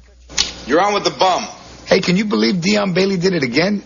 My man hit a three-pointer at the buzzer to win the game. Actually, Bum, I'm feeling kind of blue. Well, then change your shirt, Paul. Does anybody out there want to talk sports? Oh, and now now you're seeing the picture of the phone lines, which had been ringing. No one's ringing. That's right. Now what Disney's doing is they're letting you know that because he's been so bold. Nobody's listening to him anymore. In one day. It's only one show that he was nice on. Right. But on this one show, he lost all his listeners. The instant ratings. That's all it takes. It's a good lesson, really. Okay. There's your TV movie music, too. Now he's just saying... I'm sorry. Paul, if you're still listening, call back. Okay? You can tell me all about your blues, and I can tell you all about mine. And, of course, keep in mind, he's supposed to be doing a radio show. Right. So while all the music is playing, he's just sitting, not saying anything on the radio. He's looking in the window at the engineer like, hello. So now he's going on ESPN. And here's the problem. A Disney property. He's got to do this radio debate with a hot new hitman. And do we hear that? Yes, we do. And he just can't be mean to the guy. No. Who played the hitman? Paul Rodriguez? Some guy who actually, Frida thought it was Greg Kinnear. I mean, it looked like Greg Kinnear. It was not Greg Kinnear. Right. Anyway, here we are. ESPN with the hitman. With 605 stations across North America, please welcome the reigning king of syndicated sports radio in his first live Chicago appearance, the hitman. Studio audience, of course, on ESPN. Mixed reviews. But who's counting? Great to be here, man. And now, Chicago's #1 man in the afternoon, the man who's given mean a whole new meaning, Hank, the Bleacher Bum Ramiro. And you have to imagine. And they're going on like for a debate? Yes. And the set is like, let me pause it for a second. The set is like, what's that, Saved by the Bell? Oh. Okay. It looks like it's cheap. Wow. The set of ESPN, elaborate. While Stuart Scott is indeed at the anchor desk, right? Because that was filmed in Bristol, where they're showing the shots of the crowd. They're sitting. Is it Stuart Scott? Yeah. Oh, he does it. Of course. Shocker, they were able to get Stuart Scott. Yeah, well, ESPN, ABC. Yeah, but you know, it's got to be Stuart Scott. So the shot of the audience, they're sitting in desks. It's like in a classroom, like in a high school classroom, like it was a set from Saved by the Bell, and they just said, to save money, let's film this. Oh, Disney's not cheap. So here's more of the studio audience. Well, it's pretty clear our studio audience definitely has a feeling for who's the top dog in Chicago sports radio. But coming to new markets and taking on the #1 guy is nothing new to you, Hitman. In fact, Hitman, you promised to take over top spot within 6 weeks or you'll pull the plug. 6 weeks. Guaranteed. That's how it happens in radio, that fast. More like Christmas.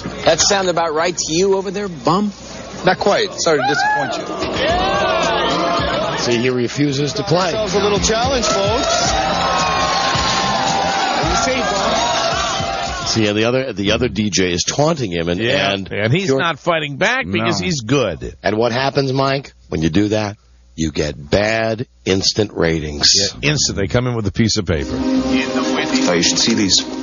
Traffic and weather every 10 minutes on Sports Radio WDA. These numbers can't be right. I can't lose half my audience in 3 days. Oh, you did. The suits won't stick with sports if the hitman owns drive. Hold on. 3 days. Half his audience. The suits. 3 days. No. The suits won't stick with sports. Listen to the whole thing again. Oh, you should see these. Traffic and weather every 10 minutes on Sports Radio WDA. These numbers can't be right. I can't lose half my audience in 3 days. Well, you did. The suits won't stick with sports if the hitman owns drive time. So here's the deal, Hank. Either you go back to your nasty old self, or you're going to Midnights. Going to Midnights, Hank. What's it going to be? I love Disney. Okay, Kevin, not now. That's right. Midnights, Hank. Midnights. Stick to your guns, Hank. He's going to be true to his soul, Buzz. Sure, good.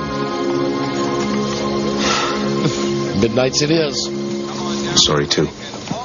I'm going to go to midnight. In 3 days. Wow. So, now he wants his old slot back. This is the worst. I want my old slot back. Too late, my friend. Corporate sent word today. First of the year, we're switching over to easy listening. We're all out of jobs. Yeah. Now, that's too they great. got all the jargon that they put in there to make it seem authentic. Corporate called. Yes, we're going to easy listening. I want my old slot back. Too late, my friend. Corporate sent word today. First of the year, we're switching over to easy listening. And we're all out of jobs. All right, well, so we still got time to change their minds. Bum, there's nothing I'd like better than to see you back where you belong. You know that. I know. So what's the problem? Bum. The problem is I needed you to be the nasty guy I brought up here from Fort Wayne. Guy tear the hitman's heart out to be number one. Okay, well, I'm telling you, Kevin, I'm that guy, all right? So call corporate and tell them to hold their horses, all right? We can do this. Hold their horses. Yeah? Yeah. The writing is delicious. The bum is back. Yeah. So now he's back being mean again, back. huh? Oh, hold on. Here's someone who has the name of the guy who was the hitman. Do you care? Cliff. I do. Cliff? Don and Mike, how's it Yeah. going? Hey, Cliff, what's the guy's name? It's Greg Bischoff from the WWF Wrestling Federation. And he's one of Vince McMahon's freaking cronies. Okay, thank you. That makes it even better. Thank you. I agree with Frida. It kind of looks like Greg Kinnear. Well, that's his big acting break. So now he goes back, and he's going to be the old guy. Okay. But Mike can't do it. He can't do it anymore? No. Can't do it. And now he's going to Hold find your out. horses. Now he's going to find out the kid that made him go nice is really dead. Oh, so it's a wonderful life. Oh, see, now he's calling out to him. And he can't understand why he has conversations with this kid, right? Yet no one else can see him or hear him. And also why... That's an original theme. He's talking to him on the telephone, and then he comes inside his house, and he says, his wife says, "Where have you been? Dinner was hours ago." And he says, "I was with the dying kid." And she says, "I don't believe you." And he says, "Call him." And he picks the phone. "Hi, this is Michael. Leave a message." And he goes, "Michael, this is Hank. Where are you?" Oh, man. He's really earning his mouse ears. So now listen to this. The kid's dead. Michael! Michael! He's really stretching as an actor, isn't he? Sure is. Hi, Hank. Oh, what's going on, kid? I got some crazy call from a guy claiming to be your coach who said that you were... I was dead? Good actor he is. Yeah, what kind of crazy sick old guy calls on Christmas Eve and says that you're... I am dead. I died 2 days after Thanksgiving. The day after you first came to my house. Okay, I get it. So for the last month, I've turned my life completely upside down listening to somebody who's not really there. That's right. Which makes you an angel, right? More like an angel in training. For shock radio. To be funny, you might notice that I'm not exactly laughing. Bring in Why the is it that you can never call me, but I could call you? Caller ID, you were screening your calls. Why is it? Do you remember seeing me in the ambulance after your Santa incident? Do you Kid, remember? I got knocked out, man. I was hallucinating. Okay, you weren't there. You took the L home, remember? I was hallucinating. Shock jock, gone good. Angel thing it's like your radio show. I can be in a lot of places and no one can see me. It's like the radio. It's almost over. Like Omaha. Excuse me? How do you think your signal got all the way to Nebraska? Oh, I forgot that part. His wife, who left him, was in the car. She was in another state. And for some reason, the skies parted. Sure. And she was able to hear a radio station from Chicago all the way in Nebraska. Wow. And that's when she decided to go back to him. And then, once they're all happy, guess who wants him back? Corporate. Corporate call. No talent. Yeah. Hey! There you are.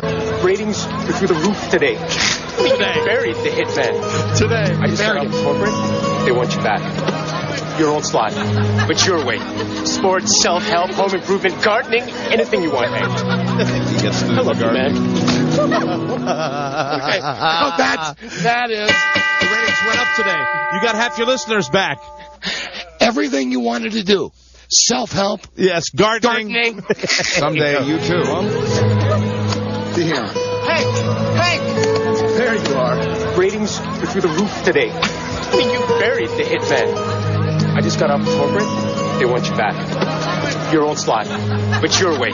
Sports, self-help, home improvement, gardening, anything you want, Hank. I love you, man. That is horrible. It's great. Oh, my God. It's great. Will it be on next year?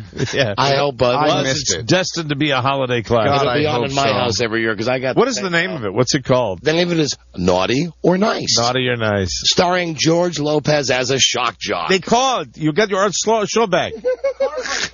Corporate called. Corporate. Because don't forget, he's outspoken. Yes. He's mean. Yeah! Hello, everyone. The bleacher bum. Got the hat. I think they really racked their brains coming up with that name.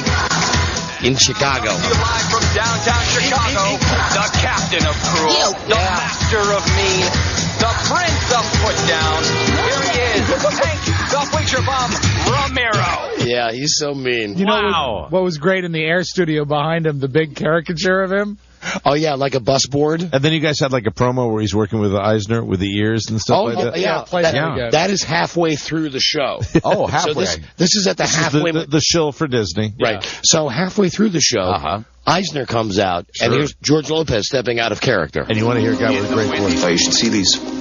Traffic and weather every 2 minutes. Oh, hold on. That was his battery. Listen to Eisner. You want to talk about a guy that really knows how to enunciate. He still wants to be Walt, doesn't he? Hello, Michael Eisner, head of Walt Disney.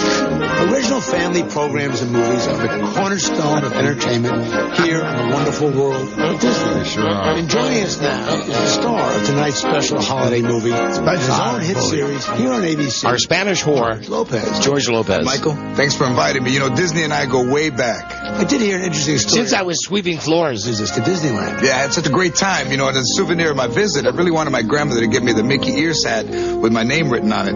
But instead, she told me that my ears stuck out further than the ones on the hat, so why didn't you just write my name across my George, forehead? corporate just called. Needless to say. Your ratings are down. But we thought we should give you a present from the mouse himself. Thanks, Mickey. I know. Thank you for joining us here. Yeah, Mickey comes out. And enjoy the rest of tonight's presentation of Naughty or Nice. Happy holidays. Naughty or nice. Yeah, I think my grandmother was right, Michael. My ears are bigger. That's sweet. That is good. Oh, God. And Eisner, he wants to be Walt, but he can't pull it off. It's the best. Frightening. And meanwhile, he's having like the big corporate battle. You want to talk about corporate? How about Eisner's bumper stickers? Bring Roy back. Hold on. Let's hear the bad ratings again. In the windy. Oh, you should see these. Traffic and weather every 2 minutes on Sports Radio WTA. These numbers can't be right. Can't lose half my audience in 3 days. Well, you did. 3 days. The suits won't stick with sports if the hitman owns drive. Watch out for the suits there. So here's the deal, Hank. Bum. Either you go back to your nasty old self. Oh, God. We're going to Midnights. I love it. Going to midnight. I'm telling you, we loved it. Story. And it was as Disney wants. It brought my family together. I have only one feeling since you capsulized that and condensed it. Thank you. Because I would not have sat in front of the TV for that. We all thank you. Hey, one day, they're gone. And now they're back. They're back. I can't believe I lost my whole audience in 3 days. My ears are too big. Thank you, Michael Eisner. Oh, naughty. You are a good man, Michael Eisner. We'll be right back, everybody. This is the Don and Mike Show. Let's go to Buzz. Happy holidays. Yeah. Buzz, we have a Scott Peterson verdict. We sure do. A verdict is in from the jury in Redwood City, California. Hold on, let me get my music ready. Yeah, let's make a big deal. No tattoo on the line, but you care to we didn't have any again? bets on this, did we? No, I think it was a gentleman's bet we had. I thought he'd get off the first time around, so I lost. I thought he'd be guilty, and I also think he's going to get the death penalty. Okay, I think they'll spare his life. Okay, let's see. Buzz? A lot of people thought his life would be spared. The verdict was unanimous for the death penalty for Scott Peterson. The jury deliberated for 12 hours over 3 days. The courtroom broke into cheers when the verdict was announced. The judge on February 25th will decide whether to reduce that sentence to life in prison, but the best guess is that he won't reduce the sentence. I had a little heads up on that listening to the news this morning where the jury had requested pictures of the scenes where the wife and child had washed up on the beach. And so that pictures was of Lacey and of the unborn child. That was kind of a clue right there. Right. I love that we live in a country that cheers for the death penalty. Yeah, I know. Well, it's weird, isn't it? Yeah, it is. Merry Christmas. Huzzah. Those people on either side of the issue creep me out. The people that gather, especially when they actually perform an execution, and you get people on two sides of a fence, the people that are the pro-lifers and the people that are cheering the death penalty. Well, part of it is the fact that, it's the world. Is that Billy? Yeah. Oh, boy, I bet he's mad. Part of it, because we're late today. Oh. Part of it is the fact that it's on TV all Is he going to tell us to get a watch today? Is that I think so. Billy? Keep an eye on your watch. 9 minutes late. There you go. Oh, dear. I know it's my fault. We need a new watch. Did Rob tell you I'm sorry? Rob said you were sorry. I was. Did you know I was sitting here in the room with him and I just didn't have the guts to pick up the phone myself and say, hey, dude, I'm late today. But you know what? See, when you're late, that means things are rocking. Yeah. Oh, and they were. Billy. It's true. You don't know. We've had a rocking show today. Here is Billy Bush from Access Hollywood tonight. NBC 4 at 7:30, and DC everywhere else. Chuck, your local listings. Mike, how about some breaking news from Billy Bush? Yeah, absolutely. First, Billy, did you hear about the Peterson thing? What happened? I've been tracking, and I've been taping all day. I see him on the screen. Oh, the death penalty. The verdict was unanimous. Good thing. Yeah. Down you go. So, now. Later, buddy. Here is the bulletin from Billy Bush. Dick Clark is not doing the Rockin' New Year's Eve. Mike, can you guess who the replacement is? Oh, Tony Danza. No. Buzz. Billy Bush. No. Billy. I was passed over. Lay it on us. Regis. It's Regis. Oh, my It's God. Regis. Nobody rocks like Regis. Oh, my Regis. God. You know what? And because I love being honest with you guys, not only did everyone get passed over and Regis gets the gig, but I got passed over to host the Apprentice finale in favor of Regis as well, an ABC guy. You are kidding. Oh, my God. You are... Regis will be, because Trump loves Regis. Yeah. Wow. I mean, if Regis breaks wind, Trump is the first guy to get it in a bottle. And Regis is a guy who will do anything. I like that bottle. Like fireflies. He loves the Reach. Oh, Wow, my God. now Regis, listen- America loves mediocrity. Reach hosted Trump's birthday party in Atlantic City in his casino, not on TV. Sure. Yeah. Well, that's why he gets the gigs, So, right? The question here is, why is Reach so available? But what about the network politics? You're right. If anybody doesn't know, Regis works for Disney. His whole show is owned by Disney. The Apprentice is owned by NBC. It's a company called Buena Vista. Right? Yeah. Mm-hmm. Billy works for NBC. Yeah. So NBC, they got to be thrilled that they got an ABC guy doing their NBC show, right? ABC's got to be loving it because ABC's on fire. Look at this. I mean, Lost, Desperate Housewives. They've got everything seems to be finally going right for ABC. Now they're so good. NBC was number one last year and it's fallen, considerably. We can all admit that. And now ABC's loving us. They've got one of their guys hosting NBC finale because Trump basically wanted his way. I mean, Burnett had other things in mind for that finale, and yeah, I can almost see Regis doing the Times Square thing because that's the kind of like parade float, Al Roker kind of mamby-pamby thing that'd be cool. But as far as doing The Apprentice, I would think that they'd want a little bit more of an edge.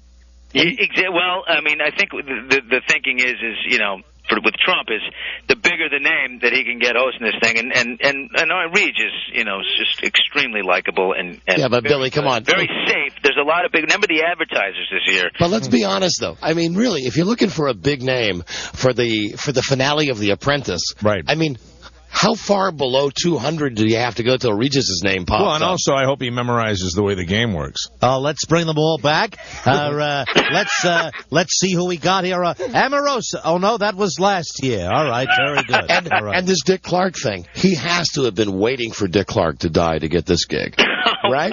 I mean, really, Regis has probably been praying. Hey, Joy, the phone call just came in. He's not going to recover from the stroke. It's Listen, all man, mine. Oh, come on. All right. Yeah, I know. You got to be nice. Yeah, but come on. It's funny. I think it's very funny, though. It's great. 10, 9, 8, 4. Kiss me, Gelman. 3, 2. Oh, Gelman, this is our big deal. How sick is Dick Clark? Dick Clark is fine. It's just too. Probably it's just his wife who doesn't want him to do it. But he's doing great. He's not that severely injured. Nancy O'Dell was supposed to fill in for him to announce the Golden Globes this morning. But of course the other entertainment shows went bonkers when they found out that Nancy would be doing it. I happen to watch. There's more politics. Dick Clark. Politics everywhere, man. Yeah. I happen to watch the Golden Globe announcements today, and Drea, is it Drea? Dre, yeah. Dre was, man, she was all of, I'm up at 5 o'clock in the morning doing this. She's got morning voice as it is, she's like, the nominees for Best Actor are. Brendan Fraser, Mira Sorvino seemed kind of like, hey, they were giving it their best effort. Drea was just like, get me back into the car and take me back home. I need a cigarette and a balcony right right now. little weather beaten, didn't she? She was tired. It was obvious she'd had maybe an evening before. Yeah. All right, Billy Bush, who now has a watch, and we have a watch. Big action tonight on the Golden Globe nominations. I was in Terry Hatcher's living room having a ball. We were all over the place. You're a lucky guy. Up to the she's a very beautiful woman. Had her 40th birthday and looking so strong. Lottery winner, Billy Bush. Yeah. Tonight, he'll have this. Oh, and also the box office from the weekend. You know, I saw Ocean's 12, and I loved the first one. I didn't think Ocean's 12 was that great, Billy. It somehow topped 11. Oh, it did better in its first weekend than Ocean's 11 did. Right? Yeah, fourth best of all time. $41 million is big. Wow. It's big. You're cool. All right. Yeah. What can I say? You're a lottery winner. You're Billy Bush. You're on Access. Thank you, Hollywood tonight. We'll see you tomorrow. We'll be on time, I promise. Don and Mike, thank you very much. All right, dude. See ya. Bye-bye. What happened there? Wait, he's gone. We no longer need the music. I guess so. As soon as Billy hangs up, the music leaves. He's tight, bright. He's out of sight. That's actually coming from Hollywood, guys. You, my friend. Yeah. How are your best voices always done? When you say something like that, and then during the commercial, I'm going to say it to you now on the air. You should work on that. You could own Billy Bush in 5 minutes. Would you like Billy Bush for Jeopardy, guys? He's already got it.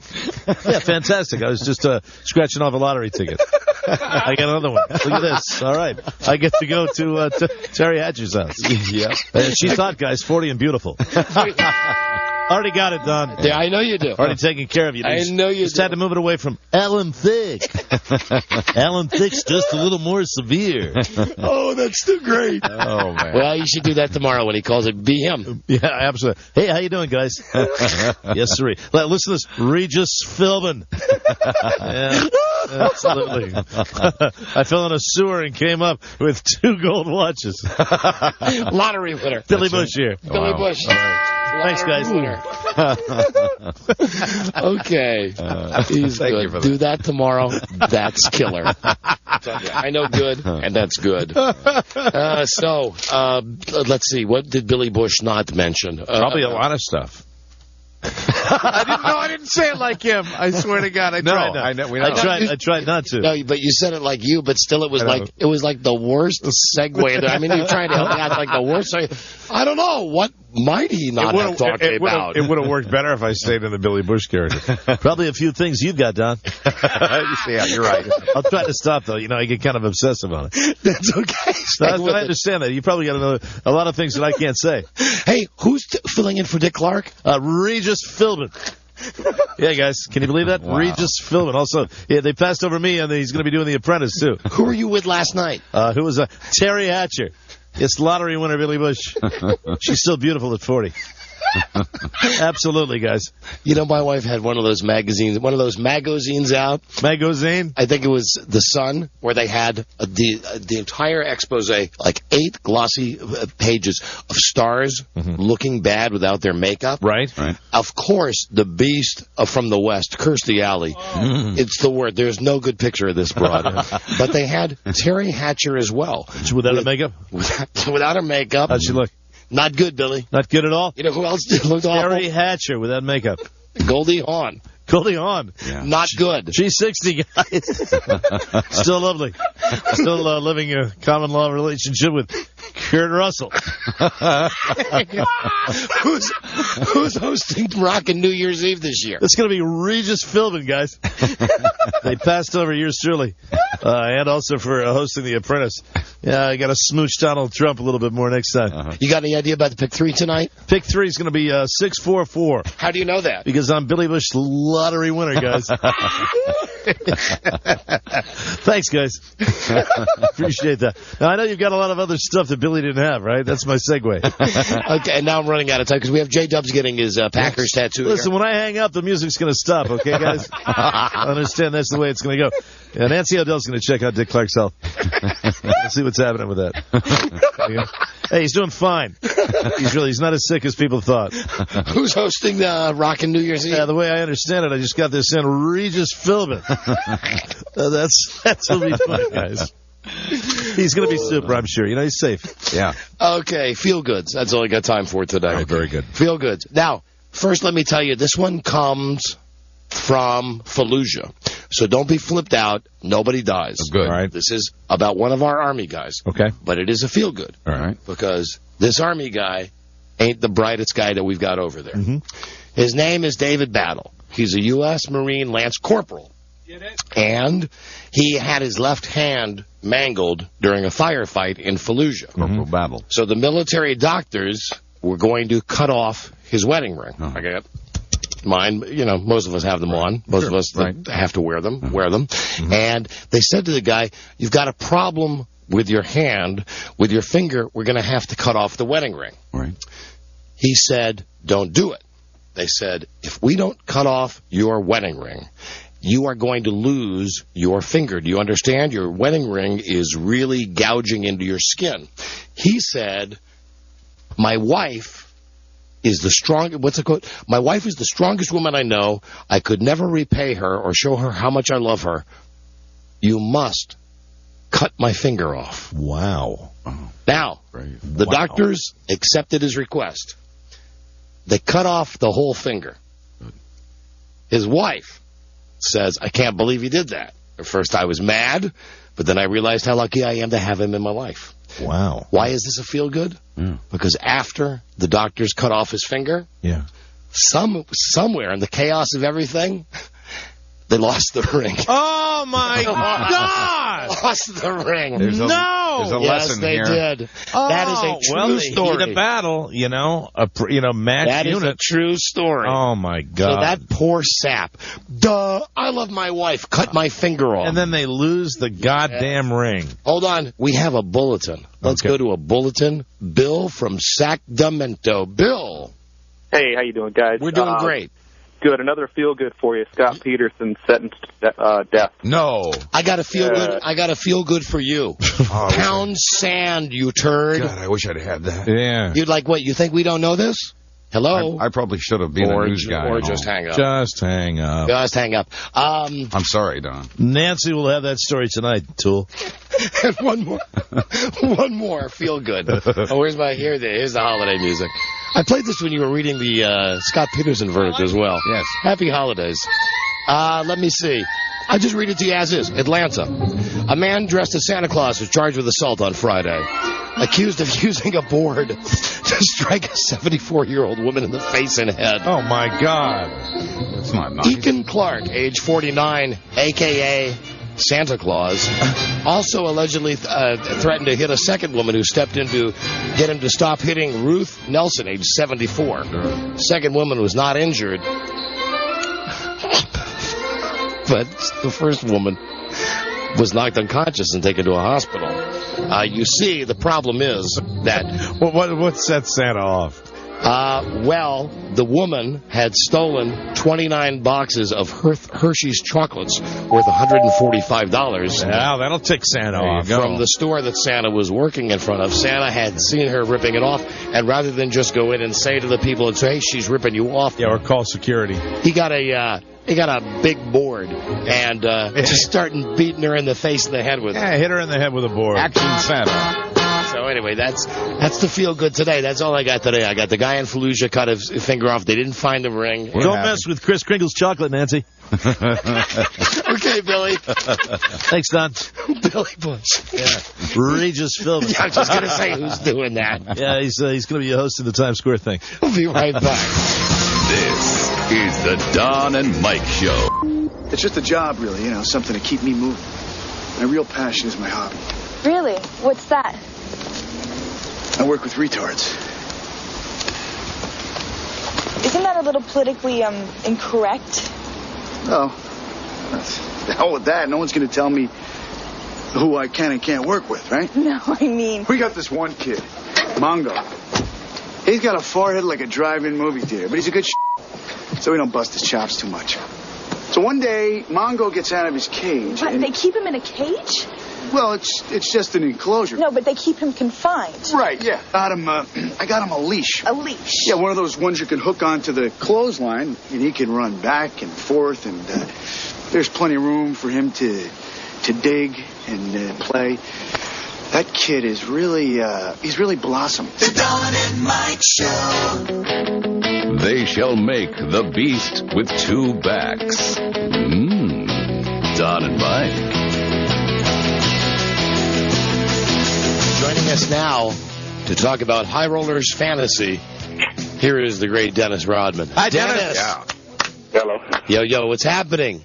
What's going on? Dennis Rodman. You are mellow, Dennis. Do we love you, Dennis Rodman? Absolutely. We'd like to do something for you, but first talk about the reason we have Dennis on the show is the High Rollers Fantasy. This is kind of neat. So you bid, and you can at goldenpalace.com. You get to spend a couple of days in Vegas with Dennis Rodman. You get the tickets and the hotel, and you get Dennis's company for 2 days from 6 p.m. till 4 a.m. That's the part that I was looking at. So, Dennis, they're with you, whoever bids on this. You're there for the whole time from 6 p.m. to 4 a.m.? Yeah. You're not going to depart at all during that whole time. You will be with whoever bids on this every waking moment. Maybe save a few bathroom breaks. You'll be there. Yeah. Wow. I'll be with them. I'll be with them for a long, long time, brother. I mean, like I said, you don't have to pay me to have a good time. I do that by myself. Right. Yeah, you'll be. And so, Dennis, I'm just thinking if you were with this person that bid on this trip, and something happened where just the party was going somewhere else, and this person was say at a crap table somewhere, and two ladies wanted you to go party somewhere. You would drop him, right? I mean, come on. I'm not gonna drop him. Are you kidding, man? That's what it's all about, right there, brother. You'll bring him with you. I would have to take him to the School of Rock, brother. Come on, guy. Where do I go on up here. Let me teach you something. Let me show you how I do it, Dennis Rodman. There you go. Come on. Do it Dennis Rodman style. Dennis, are you still playing ball? Right now I'm just trying to get my conditioning right now, and hopefully that I got an opportunity to go over to Japan to go over and do some things of that. But I still want to try to get back in the NBA this year. Wow. Do you hate Kobe? No, I don't hate Kobe. I don't hate anybody, brother. I just feel like that you got these young kids today that popping off and want to be in control of everything instead of playing ball the way it should be played, and let everything else take care of itself. See, if you come back, he said come black. I'm sorry, I'm white. When you come back, how do you envision yourself on a team? Are you the sixth guy? Are you the seventh guy? Are you the eighth guy? Well, I envision myself as one of the players. I put it like this: you got guys that sitting on the bench today don't even play, right? Yeah. Don't even play, making $3, $4, $5 million just to sit there. I said, why not just pick him a guy like Dennis Rodman? Give him $1 million, let him sit there. At least he'll bring in some people. Right. He'll bring in some people. But at least people come and see him. At least you have to see him watch this on the bench. But it's a lot of things you could do with me, But like I said, I'm still in good shape. I'm ready to go. Like I said, I can help any team pretty much. I don't have to shoot the ball like Michael Jordan. All I got to do is play defense and rebound. I'm pretty good at that. How's your love life, Dennis? Well, yeah. If I wasn't married, I'd be in Fuego. Are you married now? Yeah, brother. Oh, you're married now. You shouldn't be married, Dennis. Believe me, brother. Believe me. Sometimes I wish I wasn't. How long? I love. That's my favorite words. I'd be in Fuego. How long have you been married? How long have you been married this time, Dennis? Oh man, this is probably the longest. About a year and almost. Let's see, has it been a year? Yeah. A year. Hey, way to go, Dennis. Good job. A year, Dennis. I think it's been almost 2 years now. But she's actually a good, strong woman, man. We got 3 beautiful kids, so she's actually a good girl. So she has a little things about her that I'm not used to. But hey, let's be honest. Does she give you your space?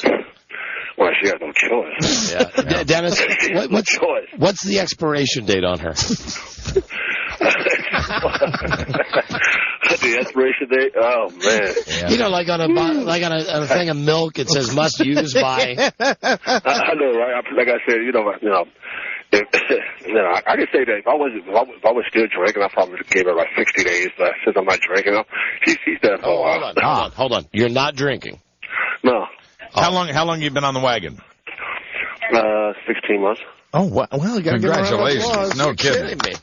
Boy, I didn't know that. It's the mellow Dennis. No wonder you're in good shape. I'm going to say mellow. I'm just doing my under the radar. He's going on. usually I would do it out in public. Right. I'm doing more under the radar now. So. Under the radar. So let me just translate. You've not stopped drinking. You've just stopped drinking where everybody's going to see that you're partying. No.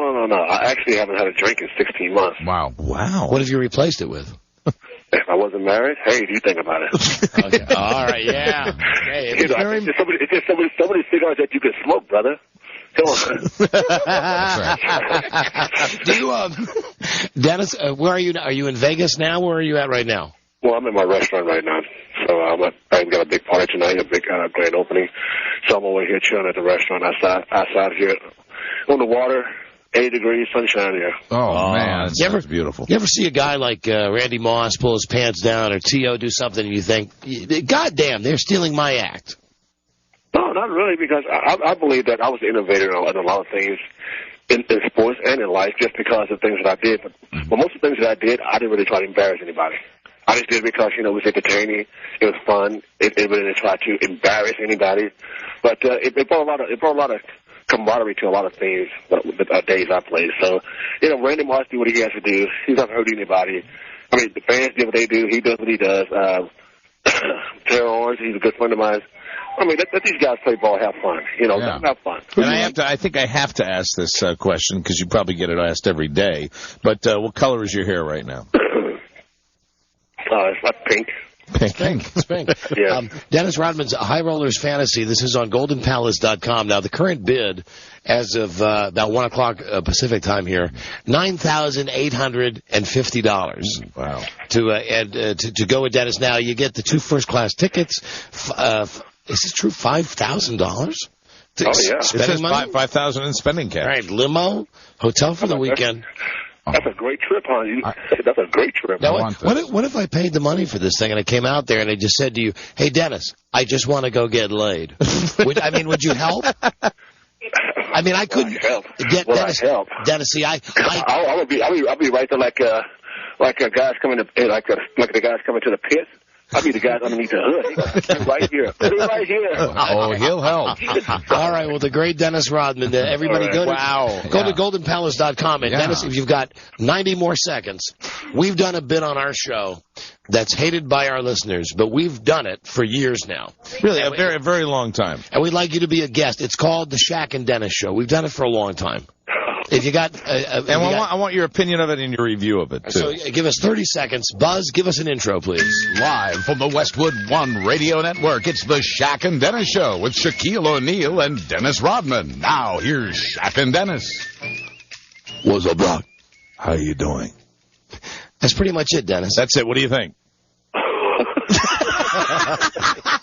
See, I'm sitting and waiting. I'm like, what the hell? Okay, let's try it again. We'll do it. Okay. We'll give it to you one more time and then listen carefully. Okay. All right, go ahead, Buzz. Live from the Westwood One Radio Network, it's the Shaq and Dennis Show with Shaquille O'Neal and Dennis Rodman. Now, here's Shaq and Dennis.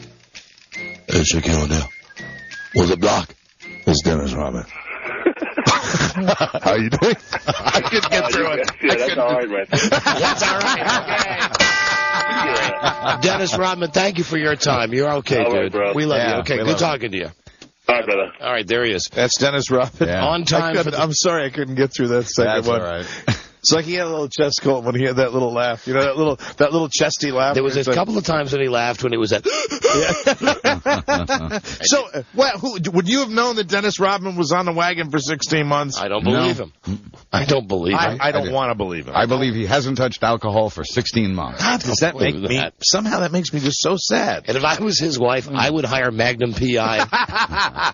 yesterday to get that low jack in his underpants. And that whole time we're doing that interview, the only thing I remember is that that press conference he had when he came down from the hotel room when he was up there with Carmen Electra. Yeah, what she did. Yeah. Hey, don't forget when we saw him about South Beach down at the last Super Bowl in Miami. Down in Miami, just walking down the street with his entourage. Think about that. Oops, hold on, Robbie. There you go. He hasn't had a drink since like Halloween of '03. Could you ever do that? No, not a chance. No. I'd be dead. I'll never disappoint my fans like that. Hey, Shaquille O'Neal. What's up, Doc? How are you doing? You did it when you did the Shaquille O'Neal. I lost it. I couldn't do it in front of you. That's funny. How are you doing? Shaquille O'Neal all day. I go back as my... What's a block? I'll be doing it 16 months. GoldenPalace.com. How you doing? Why they call William Shack? What's a block? Kazam. Yeah, we have the company meet 6 p.m. to 4 a.m. Wow. I'll see you in Vegas. How you doing? Can't believe people complain about that bit. That's a great bit. I've never heard him complain. And you know what that is right there? That's life imitating art, because that's Dennis Rodman, the great Dennis Rodman, as a guest on Shaq and Dennis. That's cool. Welcome to my restaurant. Sorry, there was a pink hair in your chowder. How you doing? Hello, Eric. Eric, this is the Don and Mike show. Hello, Eric. Hey, I got two things. One for you, Don, and one for Buzz. Yes. First of all, Dennis Rodman and his wife are still together because they don't live together. Well, like, how are we supposed to know? Oh, I know. I read the article. Buzz is applauding that. I read the article in ESPN News Magazine. They're still together because he bought her a house down the street from his house. All right, gotcha. There would be fewer divorces if more people did that. Buzz. Exactly. So that's why they stay together. Hey, and Don. Yes, sir. The snow for this weekend. I'm a snowplow driver here in Virginia, and never called and told me that it wasn't no snow. I'm still out here waiting for the call to start salting. Oh, okay. See ya. Bye-bye. I wonder why you're driving one of those trucks. Smart guy like you. How you doing? What's up, Doc? This is Shaquille O'Neal. What's up, Doc? That's all right. I love that. Okay. That's Dennis Rodman? Sure is. That was nice. And again, go to his restaurant, too. Where is his restaurant? In Los Angeles? His restaurant is gone. You know, if we were doing the old show, I got like a million. Yeah, I know. I'm trying to, okay, Bearded Clam maybe is his restaurant. Maybe, the Bates Motel. It's called Cap'n Rodman. The seafood place. It's a picture of Dennis in pink hair with a captain's hat. CAP''N. How you doing? Dennis Rodman loved that bit. Yes, he loved it. You heard him laugh. Yeah, it's as much emotion as we'll get from him. But he only laughed because he was drunk. Mm-hmm. Yeah. After 16 months, today was the day. Yeah, he fell off the wagon today. Buzz, I'm sure you know this. Tonight, Letterman is doing his gigantic I am more in love with Johnny Carson than any woman I've ever met in my life show. Right. And I guess we'll tape it, and we'll compare it to the Jay Leno Tear Fest that was on last Monday night. That'll be interesting to see what Letterman's up. But Letterman is going to have on that guy, Peter LaSalle. Oh, he's going to have Peter LaSalle on. Friend and executive I'd like to see, I think of that movie, The Late Shift, and that's how I think of Peter LaSalle. I can't wait to see him. Right. And also double dipping is Doc Severinsen. Oh, really? Who's going to be on tonight with that. You would know. Yeah. That he's going to be on with, say his name. Oh, with Paul Schaefer? No, I thought you were going to say Dave. Oh, well, with Dave. Because I like my friend Dave. I like it. Thank you, Buzz. Buzz's close personal friend Dave. I like it when of course, Dave will be there. It's Dave's show. So is that it? Peter LaSalle and Doc Severinsen? That's it. Oh. How you doing? Hey, Johnny. This is Shaquille O'Neal with a message for the King of Late Night. What's up, Doc? Hey. Doc Severinsen. How you doing? I know. It ain't funny. I know it. But it doesn't really matter. It really doesn't matter, does it, Mike? It isn't funny, and that's what makes me laugh. And we'll be right back. This is the Don and Mike Show. If you really knew them, you'd hate them. Don and Mike. Let's go Clementine Tran in here. Here she comes. She's our favorite salesperson. Wow, yes, there they are. I mean, there she is. Yes, fantastic. Hi, Clem. Mike, you had never noticed? You had never noticed before? Now I have. It's official. Am I a real woman now? Yes, all 100% woman. Wow. Have you heard Beth Ann doing the impression of you? I was in front of the grocery store when I heard that. That was hilarious. And you're right, it's like a Valley Girl. Yes. Very much so. Hey. J-Dubs does a pretty good one, too. Yes, it does. Hey, Clementine. Yes. Not as good as me. You are pretty good, Beth Ann. Thanks, Clementine. Hey, by the So J. Dubs does an impression of you? Yes. That's scary. Wow, I didn't think he'd be capable of doing an impression. I don't mean that in a bad way. I mean, that's just not his shtick, Justy Johnson, you know? I mean it in the bad way. He sounds like Napoleon Dynamite and me. Oh, really? Okay. And then sometimes like a 70-year-old older woman who's been smoking all her life. Closer to the end of the night. I guess we could ask J. Dubs if he was floating around, but he's not, is he? No. Yeah, or is he? I don't know.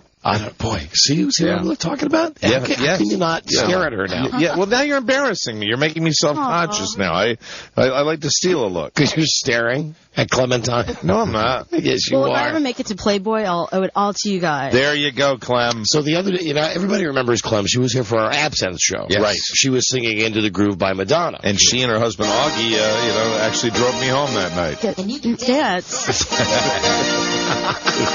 For inspiration. Come on. She's not even drunk now, I don't think. No. Waiting. Into the groove.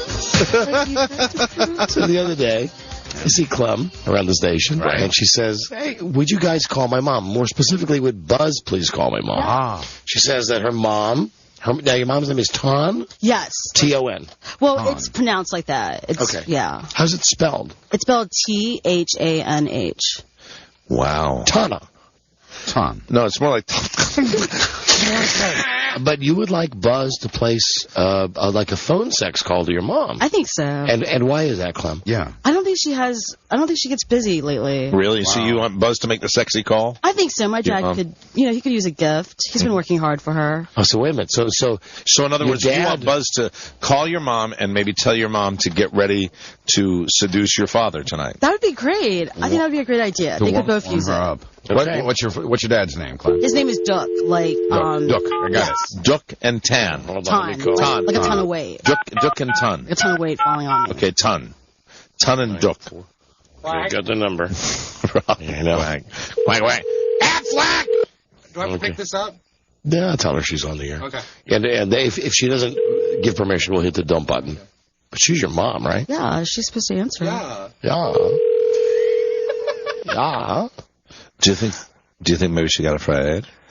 No, I don't think so. I don't know what's going on. My dad doesn't answer call waiting. Oh, really? Yes. He's like old school. Your dad old droopy? He is pretty droopy. You know what I mean? I know what you mean. I think she knows what so droopy that you've got to have DJs call your mom to say. Well, she's concerned. Get busy with Dad. Yeah. With Daddy's son.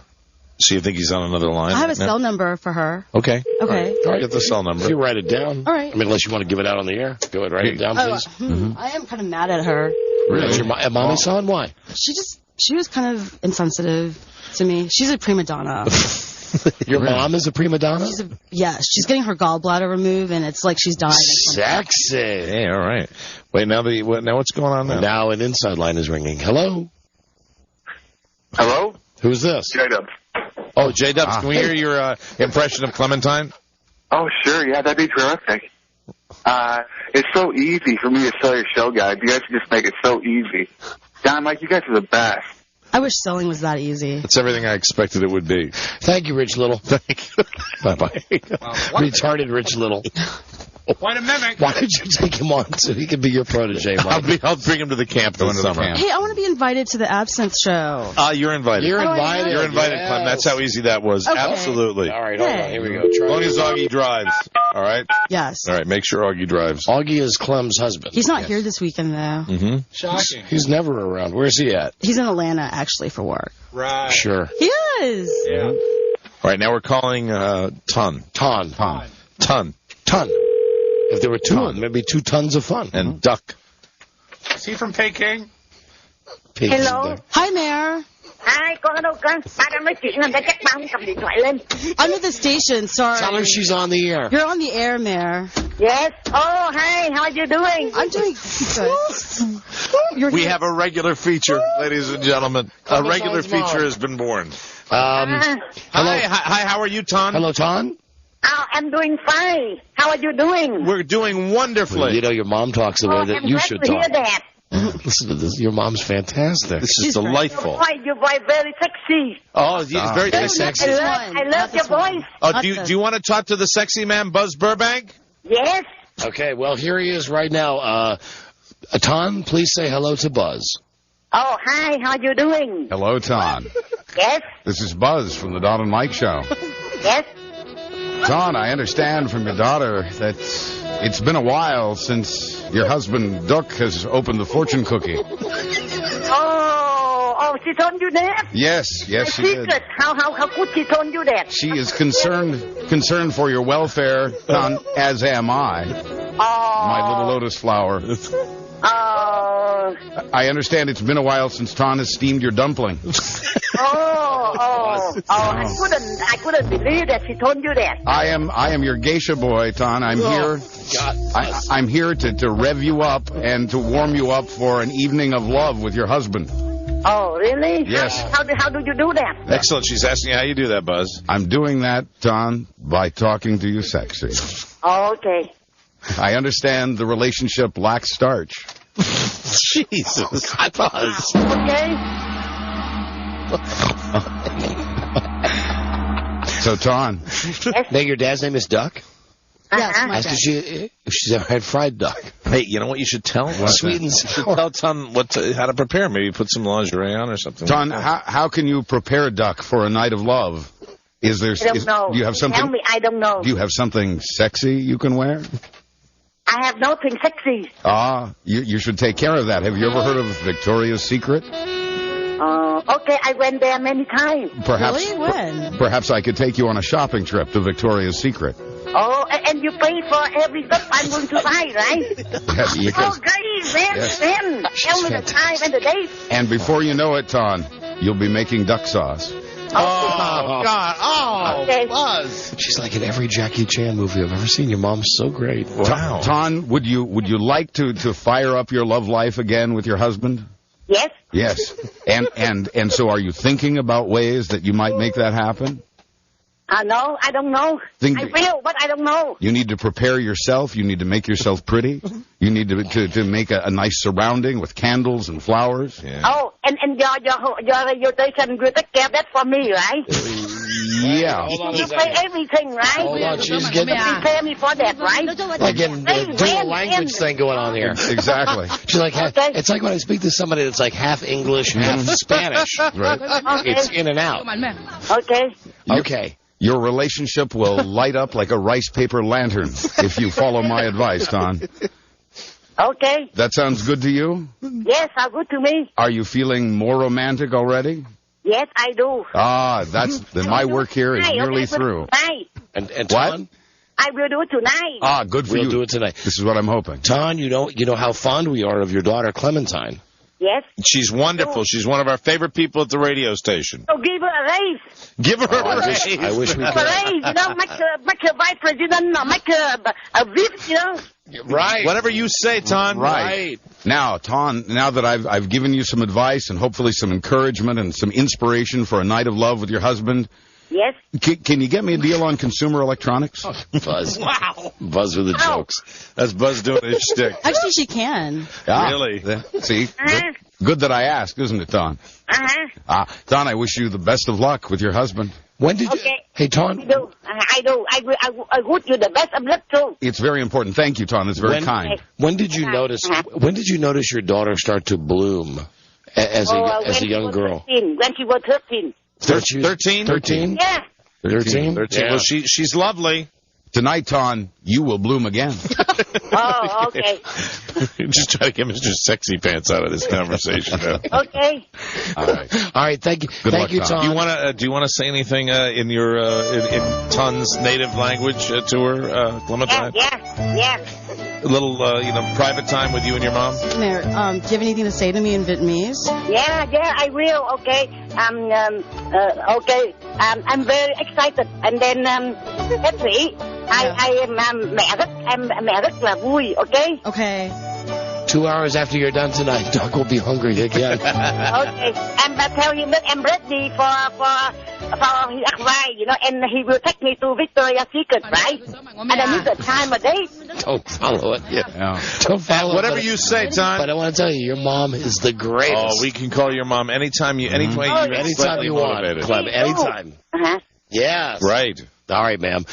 Happy romance, my little spring roll. Thank you, Ton. Thank you for calling. All right, thank you, Ton. Nice talking to you. Farewell, Bye. Ton. Bye. Boy, who knew your mom was so sexy, so wound up? So now you have a kind of a look on your face that you're not happy. Are you happy with the way that went? Yeah, I'm happy for my dad. Hopefully she'll take the advice. Good, I hope so. I hope so for duck's sake. Yeah. And you're not mad at your mom anymore? No, I'm not mad. Oh, good. All right, hold on. Who's calling? Well, I guess we'll figure out. You know, when they call on that line, it makes that big light go off. And I know it's confusing. Somebody was on the phone there, but I guess... Who is it, Robbie? It's Beth Ann. Oh, all right, hold on. It's our producer, Beth Ann McBride. Would you like to say hi to her, Clementine? Hi, Beth Ann. I'm feeling sexy, yes.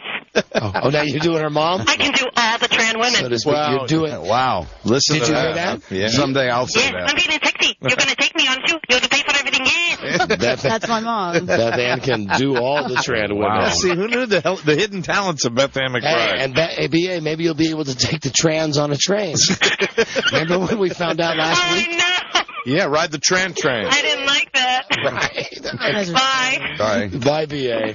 So are you satisfied with the way this went, Clementine? Yes, totally. Very good. Totally.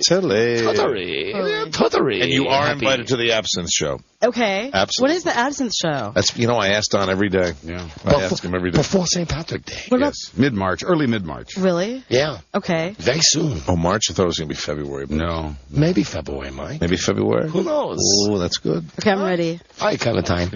How are things going for you in the sales world? It's doing great. Always could be better. Any particular client you'd like to give a free plug to that might endear you more to your client? We do that with all salespeople. So you want to sweet. say hi to anybody like General Chang or General Cho? There's this guy. Who? Come on. Who his really? name is David. Yeah. Yeah.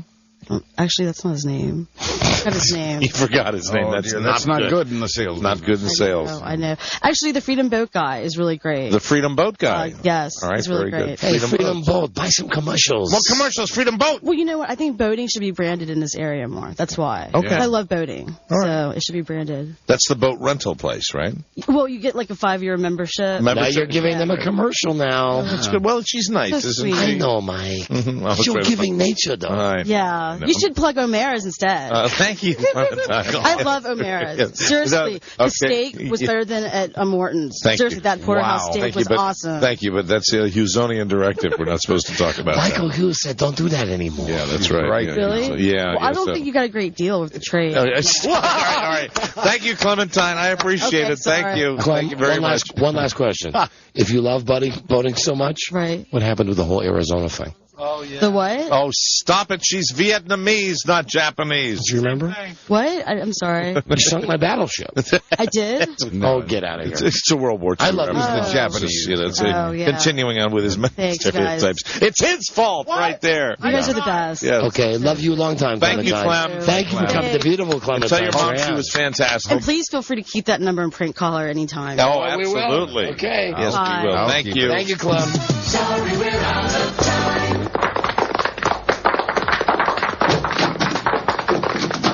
Till we meet again, this is Sammy Davis Jr. saying, be kind, be nice, and I hope the next performer has the pleasure of having as nice an audience as you've been tonight. And let me leave you swinging.